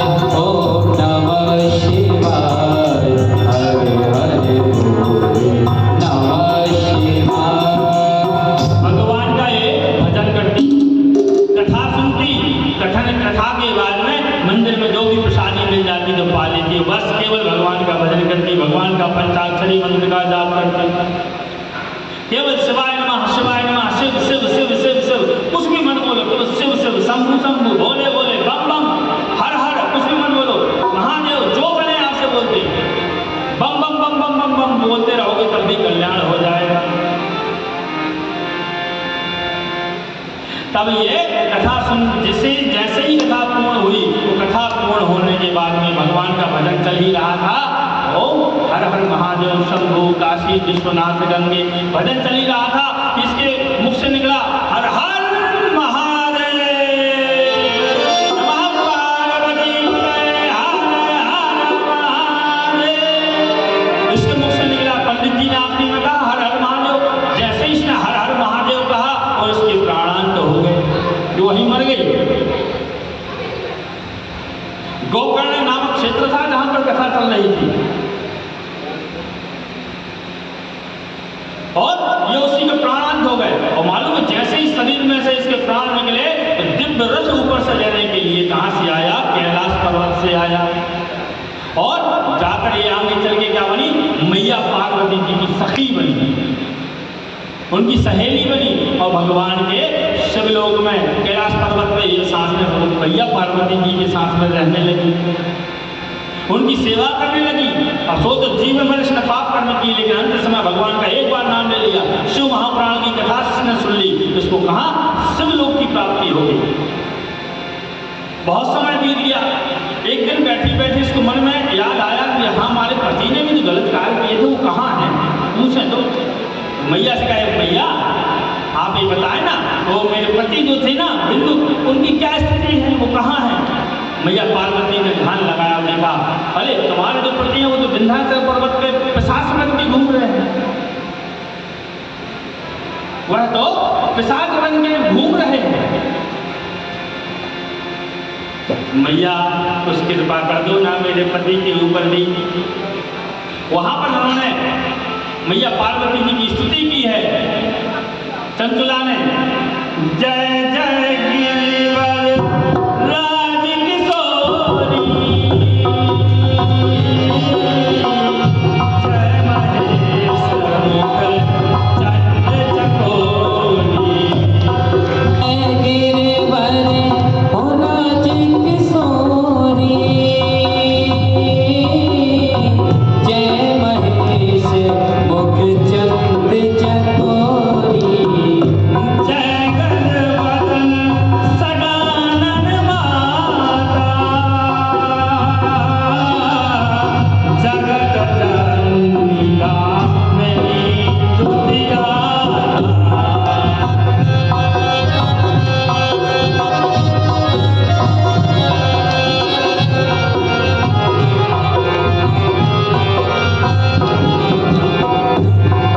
जैसे ही स्तुति की मैया प्रसन्न हो गई, बोली ठीक है मैं कुछ प्रबंध करती हूँ।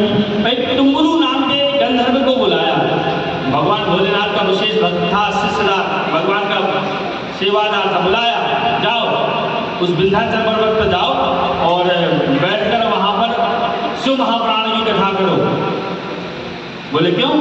बोले वहाँ पर उनके पति जो है बिंदु उस विंध्याचल पर्वत पर भ्रमण कर रहे हैं, और यदि उसके कान में एक बार में भगवान शिव का नाम चला जाएगा, इस कथा का रसपान वो कर लेगा, तो उसका तत्क्षण जितने भी पाप हैं वो नष्ट हो जाएंगे, उसका उद्धार हो जाएगा।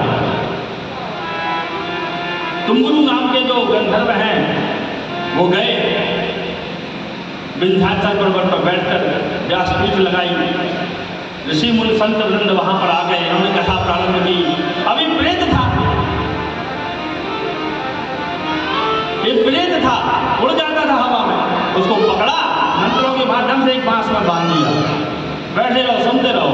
और जैसे ही पूरी शिव महापुराण की कथा समाप्त हुई, ये बेचारा वहीं बैठा हाथ जोड़कर, अब सुनो, अब प्रेतों के लिए कभी खाना पीना थोड़ी मिलता है, जो प्रेत बन जाए, पिशाच बन जाए, ये भूखे प्यासे भटकते रहते हैं, तो कितना भी पानी दो, कितना भी तर्पण करो, कितने भी पिंडदान दो, ये करते नहीं है। यदि किसी के माता पिता या पूर्वजों ने कोई गलत कार्य किया है, किसी का नाम लेकर नहीं कह रहे, किसी भी व्यक्ति ने, हम हो चाहे आप हो, हम घर की 13 ही करवे से हैं, 2-4 हजार आदमी खावे से कर हैं कि तो खुआ नहीं हो, कि तो पिंडदान तर्पण कछु हुआयो, जब तक भगवान की कृपा नहीं होगी तब तक उसकी मुक्ति नहीं होगी। ये प्यास के लिए भी भटकते हैं ये प्रेत, इनको पानी भी पीना होता है तो कैसे पीते हैं, किसी के शरीर में प्रवेश करते हैं, समझ लीजिए, कहने लगते हैं कि इसको प्रेत लग गए। प्रेत बाधाएं होती हैं, सब प्रेत खराब नहीं होते, 3 प्रकार के प्रेत होते हैं, सत, रज और तम। सात्विक प्रेत, तामसी प्रेत और राजसी प्रेत। राजसी प्रेत जो होते हैं ये परेशान करते हैं, सात्विक और राजसी परेशान नहीं करते। ये तामसी था, पानी भी नहीं पीने को मिलता, किसी को भी पकड़ ले तो उसके शरीर में बैठ जाए, जो खाना खाए तो पूरा खा जाए, वो पानी पिए तो ये पी ले, छोड़ दे चला जाए, भटकता रहे, ऐसे ही भूखा प्यासा भटकता रहता था। लेकिन जब वहां पर तुंगुरु जी ने जाकर शिव महापुराण की कथा प्रारंभ की और उसको वहां पर बैठा दिया, और जैसे ही ये बैठते रहे श्री शिव महापुराण की कथा, जैसे ही इसने रसपान करना प्रारंभ किया तो भगवान की कृपा से शिव का नाम सुनते ही इसके शरीर की जो जलन थी वो समाप्त हो गई। इनके शरीर जलते रहते हैं प्रेतों के, इनके शरीर में जो जलन हो रही थी वो शांत हो गई। उसको लगा कि हाँ इस कथा से मेरा कल्याण हो जाएगा, तो बैठ गया उधर ही बैठ गया और चुपचाप पूरी कथा श्रवण की, प्रथम दिन से लेके अंतिम दिवस तक की, जब तक प्राण वक्ता जो व्यास जी थे कथा कहते रहे ये सुनता रहा। तो जैसे ही अंतिम दिन कथा का विश्राम हुआ, ये तक्षण वहां से अपने प्रेत योनि का त्याग करके भगवान के शिवलोक को चला गया। बोलिए भक्त वत्सल भगवान की जय। तो सूत जी कहते हैं कि ऋषि मुनियों से कि देखो भगवान की कृपा हो जाए, भोलेनाथ की शिव शत्रु की कृपा हो जाए तो पिशाच भी भगवान के धाम को चले जाते हैं। और हम तो आम मनुष्य हैं, अभी जीवित अवस्था में हैं, सामने बैठे हैं, भगवान ने सुंदर शरीर भी दिया है, मुख भी दिया है, मुख से शिव का नाम लो, आंखों से दर्शन करो, कानों से भगवान का भजन सुनो और हाथों से भगवान की सेवा करो और हाथों से भगवान का जलाभिषेक करो। यदि जो व्यक्ति प्रतिदिन आजकल कहते 1 लोटा जल सब समस्याओं का हल, बिल्कुल यथार्थ बात है। भगवान के ऊपर 1 लोटा जल धारा से बप्रिया, जल की जो धारा बना के भोलेनाथ के ऊपर चलाता है उसके सब कष्टों का निवारण हो जाता है। और कष्ट क्या है, सबसे बड़ा कष्ट तो ये है शरीर। भगवान ने शरीर इसलिए दिया है, पुनरपि जननम पुनरपि मरणम पुनरपि जननी जठरे शयनम, बार बार मरना, बार बार जीना, बार बार माँ के गर्भ में आना, ये जो क्रम चल रहा है, चक्र चल रहा है, इसका नाश हो जाए, नष्ट हो जाए, खत्म हो जाए, हम भगवान के धाम में सुशोभित हो जाए, भगवान के चरणों में विलीन हो जाए। हम बार बार जन्म लेते हैं, बार बार मर जाते हैं, बार बार माँ के गर्भ में आते हैं, बार बार कर्म के अनुसार ये योनियों में जाना पड़ता है। प्रेत भी एक योनि है 84 लाख योनियों में, प्रेत भी एक योनि है, ये सब भोगना पड़ता है। जो जैसे करहूं तस फल चाका, जैसा करोगे वो भोगना पड़ेगा। लेकिन भगवान की ऐसी ये मंगलमयी कथा है कि इसको सुनने मात्र से बिंदु के जैसे पापी पिशाच भगवान का भजन करता हुआ कहां जा रहा है, आज भगवान के धाम को जा रहा है। अब इसके बाद में सूत जी ने शौनक आदि ऋषियों को श्रवण करने की विधि बताई है कि शिव महापुराण की कथा कैसे करना चाहिए, क्या विधि है, क्या विधान है। सबसे पहले शिव महापुराण की कथा कराने के लिए अपने आचार्य गुरु पुरोहित या जो भी ब्राह्मण कथा करते होंगे घर जाना चाहिए, शुभ मुहूर्त निकलवाना चाहिए। ये तो इसमें लिखा है, लेकिन मेरी एक बात अलग है, मैं जिस समय आपके मन में ये विचार आ जाए कि मुझे शिव महापुराण की कथा करवाना है, उससे अच्छा मुहूर्त तो कोई होता ही नहीं। वो सबसे अच्छा मुहूर्त है कि ऐसा विचार आपके मन में आया है कि सबसे अच्छा मुहूर्त है वो, तत्काल जाओ उसी समय, पंडित जी ये संकल्प लीजिए हमारी इस कथा का और आप तो मुहूर्त निकाल दो, कब से कथा बैठ के कराने को बता दो। और कैसा व्यास के विषय में बताया, व्यास कैसा होना चाहिए, जो भगवान का भक्त हो, भगवान का भजन करने वाला हो, भगवान की ही कथा सुनाए। अब एक बात और है, यहाँ पर लिखा हुआ है, अब आजकल तो बहुत चलो जादू टोना टोटका ऐसा कर लो, ऐसा कर लो, ऐसा कर दो तो बिना पढ़े पास हो जाओ, ये तो चल रहा है आजकल, सब लोग कर भी रहे हैं। लेकिन भागवत जी में ऐसा कोई जादू टोना टोटका लिखा है, भागवत जी के शिव महापुराण में ऐसा कोई टोना टोटका लिखा ही नहीं है। मैंने पूरा पढ़ दिया, एक भी टोटका इसमें नहीं लिखा है कि बेलपत्री में जनक चितली चिपका दो, शहद चिपका दो और 7 बार उतारो, अपने ऊपर से शंकर जी चढ़ा दो तो तुम्हारा मोड़ा के फेल होगा तो सब पास हो गए बिना पढ़े। ऐसा कहीं नहीं लिखा, कोई भी टोटका पूरे शिव महापुराण की कथा में नहीं लिखा। इसमें तो केवल शिव तत्व की कथा बताई गई है, शिव के बारे में, उनकी भक्ति, उनकी शक्ति, उनकी मुक्ति कैसे की जाए, उनकी साधना कैसे की जाए, उनका वो हमारा कल्याण कैसे करते हैं, इसके विषय में बताया गया। एक भी टोटका कहीं नहीं लिखा है। बोले व्यास को कथा में वही सुनाना चाहिए जिसके सुनने से भक्तों का कल्याण हो जाए,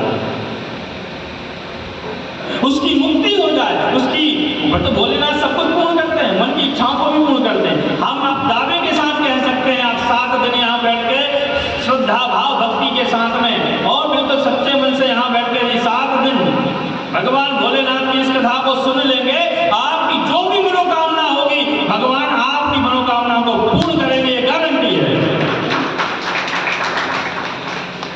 यदि आपके मन में भक्ति है तो अब ऐसे नहीं बैठे हैं घर में ध्यान रखो, अरे दूध चढ़ा के आए निकले जाए पी जाए, ऐसा ही है। और कथा में बैठ के कभी भी वार्तालाप नहीं करना चाहिए, तो दूसरे की बुराई तो अरे यार भाई महाराज अच्छा चुटकुला सुनाओ, मुझे सेठानी वाला सुनाओ तो बहुत मजा आ गया। चुटकुला सुनना हो तो पुस्तक खरीद लो, आपके मोबाइल में चुटकुला आ जाते हैं, पढ़ा करो। ये भगवान की कथा है, इसको सुनो, जीवन में उतारो।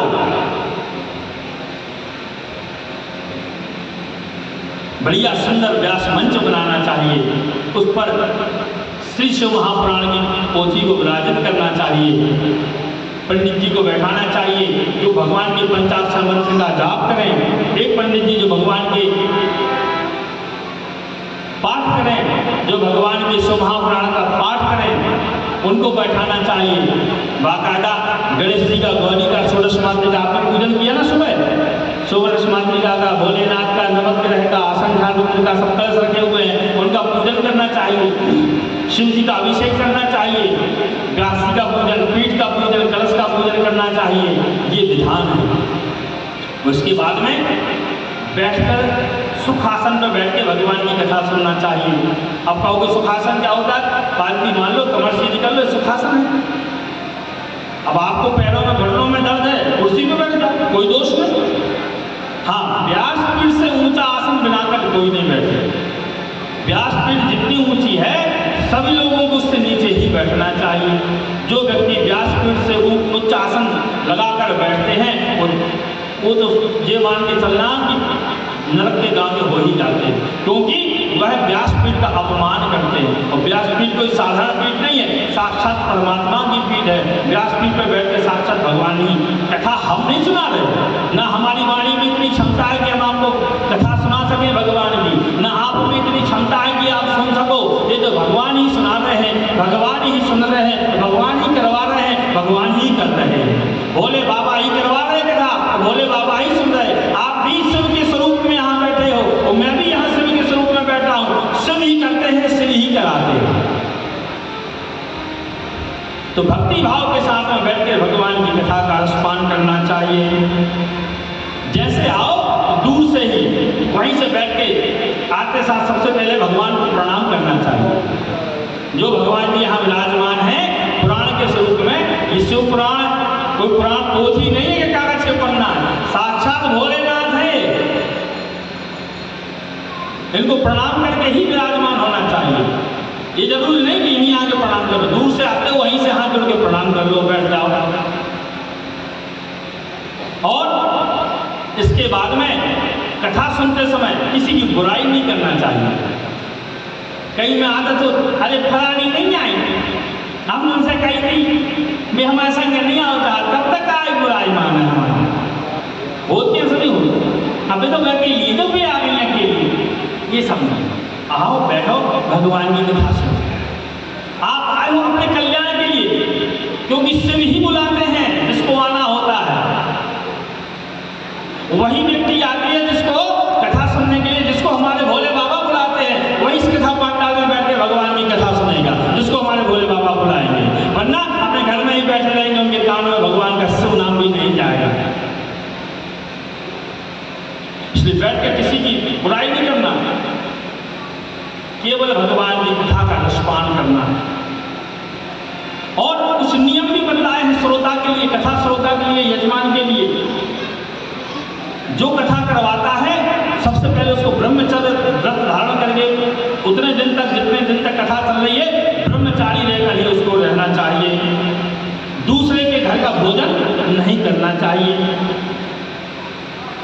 बासा अन्न उसको नहीं खाना चाहिए। जो कथा सुनने के लिए जजमान बने हैं या सुनने के लिए आते हैं, उनको बासान, वैसे बासान कभी खाने नहीं चाहिए, फिर भी बासान नहीं खाना चाहिए उतने दिन तक।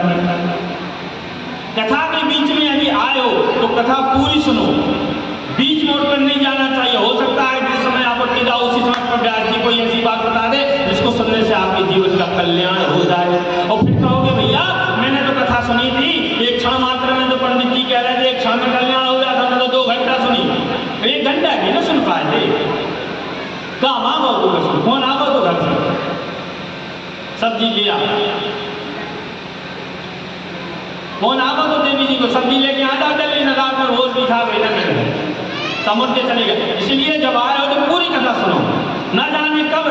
देखिए कथा हमारी वाणी में इतनी क्षमता नहीं कि सुना दें, वो तो भोले बाबा न घर से कोई ऐसी तैयारी करके आते हैं कि ये सुनाना है। हाँ थोड़ा पढ़ देते हैं कि भैया ये कथाओं में आप सुनाना, लेकिन यहाँ बैठते हैं तो न जाने कब की कहाँ की कैसी बात याद आ जाती है जो हमने कभी स्मरण में भी नहीं रखी, तो वो भगवान हमारी वाणी से निकलवा देते हैं।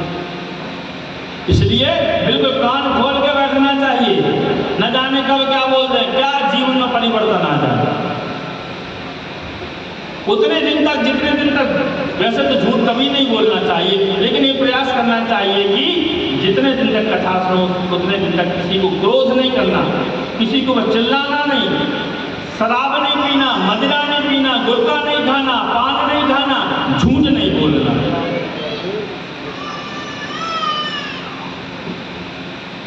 इन सब चीजों से बच के रहना चाहिए, किसी की निंदा ना करें, और कथा के बीच में बैठकर गंदी बात ना करें। गंदी बात क्या कहलाती है? भगवान की चर्चा को छोड़कर जो भी बात करोगे वो गंदी है। इसलिए केवल भगवान की ही चर्चा करें, अन्यत्र काम वो बिल्कुल घर पर ही रख के लाए। यहां तक लिखा है विश्व महापुराण की कथा यदि सुन रहे हो तो सिर्फ पकड़ी बांध के नहीं सुनना चाहिए। बोले क्यों? बोले पकड़ी बांध लोगे कान बंद हो जाएंगे, न जाने कौन सी बात कभी क्या नहीं सुनाना पड़ेगा। इसलिए पकड़ी को निकाल के घर ही जाके आओ चाहिए। और गरिष्ठ भोजन नहीं करना चाहिए यजमान को, इतना भोजन नहीं करना चाहिए कि आलस आने लगे, नींद आने लगे। इसमें ऐसा नहीं लिखा कि फलाहार करके रहो, व्रत रख के भगवान का अपमान करो, नहीं। भोजन करके, भोजन तो ब्रह्मन ने, कितना भी भोजन करो कोई दोष नहीं। भोजन में क्या क्या नहीं करना चाहिए?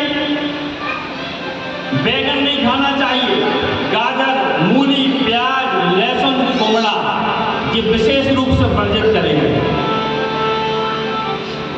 ना भंडारे में लहसुन प्याज बनवाना, शिव जी का भंडारा हो रहा है तो लहसुन प्याज नहीं डालना उसमें, और इन चीजों से बचना जो मैंने बताया है।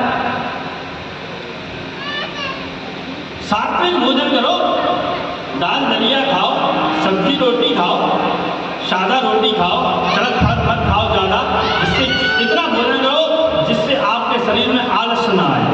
हो सके तो आप व्रत करो, लेकिन कई लोग कहते हैं महाराज 11 तो बड़ी मुश्किल से हो, तुम कह रहे 7 दिन व्रत करो, कैसे हो? 11 दिन ना सवेरे से आलस लगने के बाद जल्दी फलाहार बन जाए, कई एक दिन में 3 बार फलाहार करो 11 से। एक जजमान के यहाँ गए, ये सवेरे से 8 बजे से उन्होंने केला एला दे खा लो महाराज जी, सवेरे से भूख लगे आएंगे अपना 12 बजे फिर चौबल पूरी उड़ी फलाहारी सब्जी, 4 बजे फिर तलक से नाश्ता। हमने जो फलाहार आए कि फलाहार आए, चले महाराज अब इतनी मेहनत कर रहे हो, हमने कि ऐसे व्रत का कोई फल नहीं, वैसे सदा आप भोजन कराओ, आप भी करो हमें भी कराओ।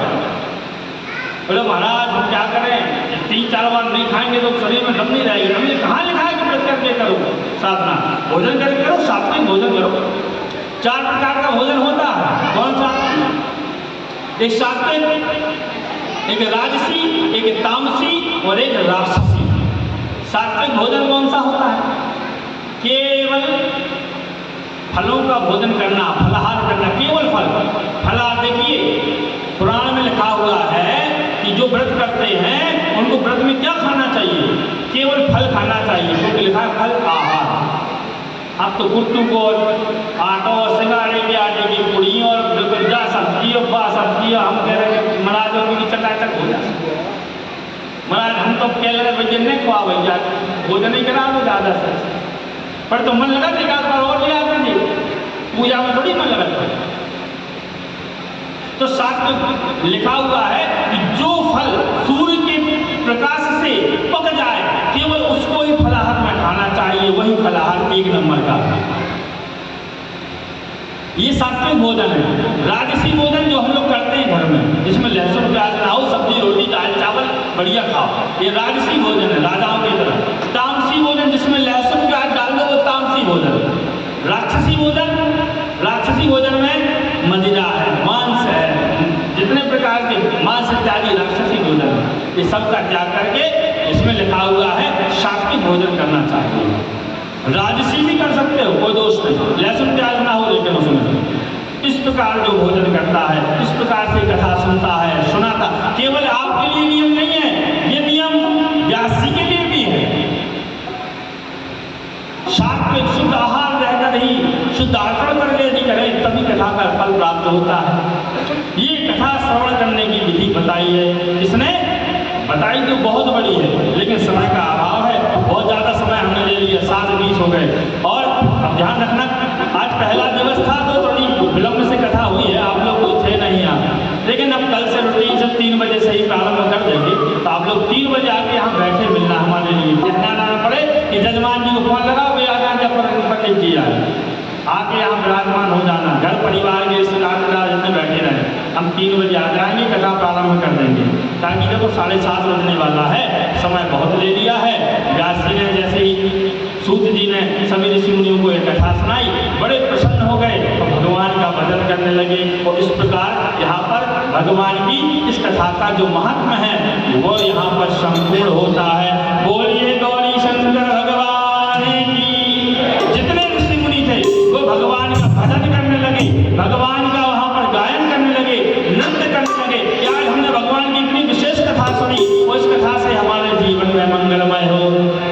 नमः शिवाय, ओम नमः शिवाय, हर हर भोले नमः शिवाय, नमः शिवाय, ओम नमः शिवाय, हर हर भोले नमः शिवाय, जटाधराय शिव जटाधराय, हर हर भोले नमः शिवाय, जटाधराय शिव जटाधराय, आरती के लिए हर हर भोले नमः शिवाय, नमः शिवाय, ओम नमः शिवाय, हर हर भोले नमः शिवाय, नमः शिवाय, ओम नमः शिवाय, हर हर भोले नमः शिवाय। कल बहुत सुंदर सुंदर कथाएं हैं। कल शिवलिंग, पार्थिव शिवलिंग का पूजन क्यों किया जाता है, उसका फल क्या है, किस व्यक्ति को कौन सी पार्थिव शिवलिंग बनाना चाहिए, किस मिट्टी के बनाना चाहिए, ब्राह्मण को, क्षत्रिय को, वैश्य को, दास को किस मिट्टी के बनाना चाहिए, कितने बड़े बनाना चाहिए, कैसे बनाना चाहिए, और उनका पूजन कैसे करना चाहिए, किस कामना से उस चीज की सामग्री चढ़ाना चाहिए, इसके विषय में कल विशेष रूप से बतलाएंगे। इसलिए श्रावण का महीना चल रहा है, आप लोग सब परिवार पधारें और भगवान जी कल की मंगल कथाओं का रसपान करें। बोलिए गौरी शंकर भगवान की। ज्वाला मालिनी नमः हिंदुकृष्णेश्वरे नमः सकलोपचारार्थे सर्वोपचारार्थे गंधाक्षपुष्पाणि समर्पयामि। ओम जले ज्वाला थले ज्वाला ज्वाला पर्वतमस्तिके त्रैलोक्यव्यापिनी ज्वाला ज्वाला देवी नमोस्तुते। ये आरती भी दे दो, वो भी दे दो आपको। श्री काल की विकराल की ज्योतिषर महाकाल की करोड़ मंगल आरती श्री मृत्युंजय महाकाल की करोड़ मंगल आरती श्री मृत्युंजय महाकाल की। काल की विकराल की ज्योतिषर महाकाल की करोड़ मंगल आरती श्री मृत्युंजय महाकाल की करोड़ मंगल आरती श्री मृत्युंजय महाकाल की।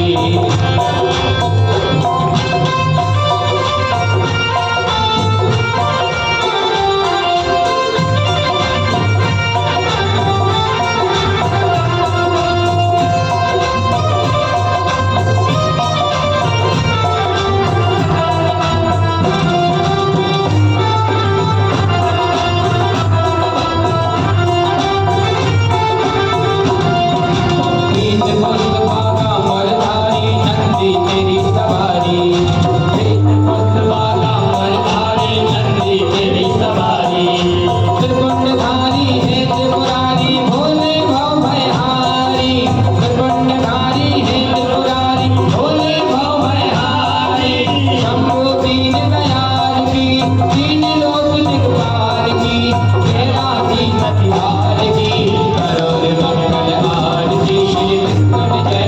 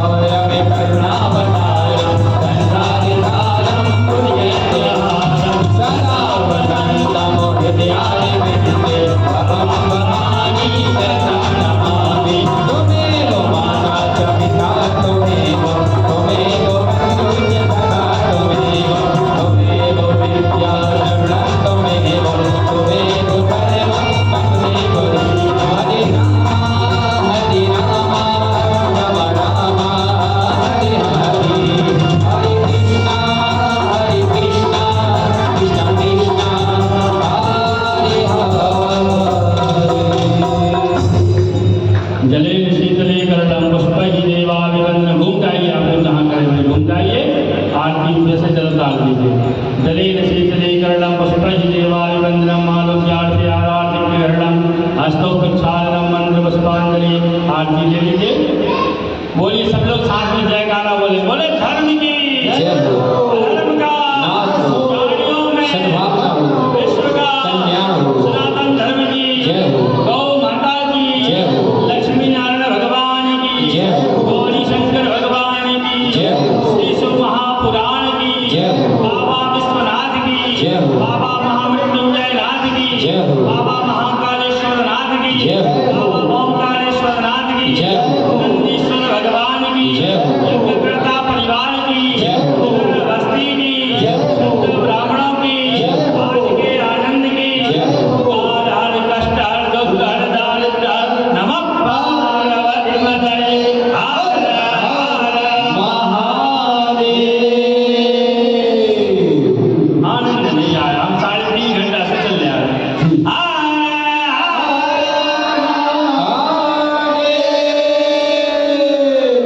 अबे भी नहीं आया आनंद। पता तो चला कड़ा मोटा मैं सो महापुराण की कथा कहूँ हो रही है।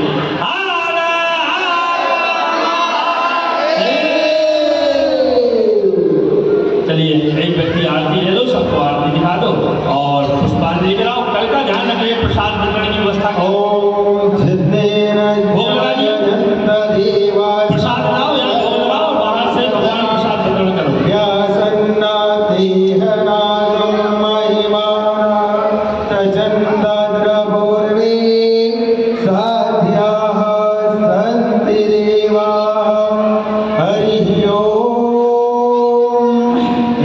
एकदन्ताय विद्महे वक्रतुण्डाय धीमहि तन्नो दन्ति प्रचोदयात्। हरिः ओम् कात्यायन्यै च विद्महे कन्याकुमारी च धीमहि तन्नो देवी प्रचोदयात्। हरिः ओम् तत्पुरुषाय विद्महे महादेवाय धीमहि तन्नो रुद्रः प्रचोदयात्। सेवन्तिकां वकुलचम्पटपाटलाब्जे पुन्नागिजातिकरवीररसा पुष्पै बिल्वप्रवाल तुलसीदलमञ्जरीभिः त्वां पूजयामि जगदीश्वर मे प्रसीदो। नानासुगन्धपुष्पाणि यथा कालोद्भवानि च पुष्पाञ्जलिर्मया दत्त्वा गृहाण परमेश्वरः। सुमन सुमन सुमंगल रहे, सुमन रहे स्वीकार। पुष्पांजलि अर्पित करो, उपस्थित देवी देव करो स्वीकार। ओम भूर्भुवः स्वः उपस्थित देवी देवताभ्यो नमः। मंत्र पुष्पांजलिं समर्पयामि, संपूजयामि।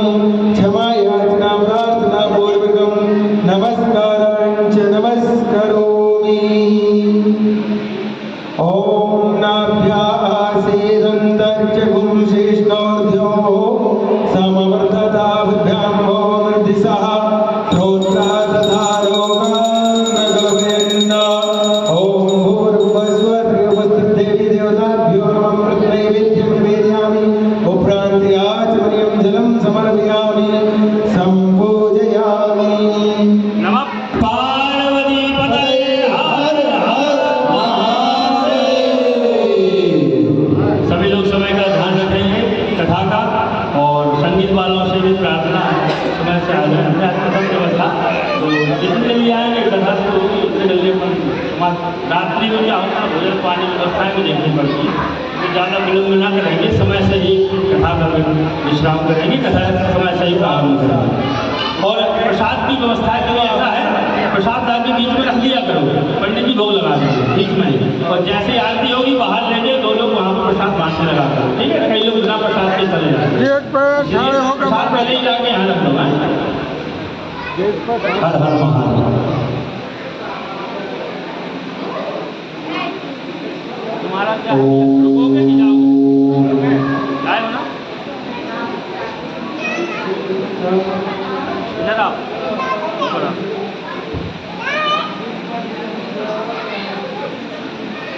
हाँ।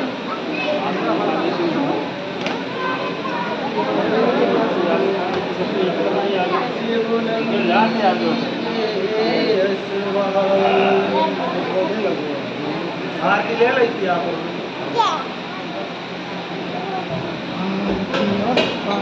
जो उठाओ, ये दुकान है।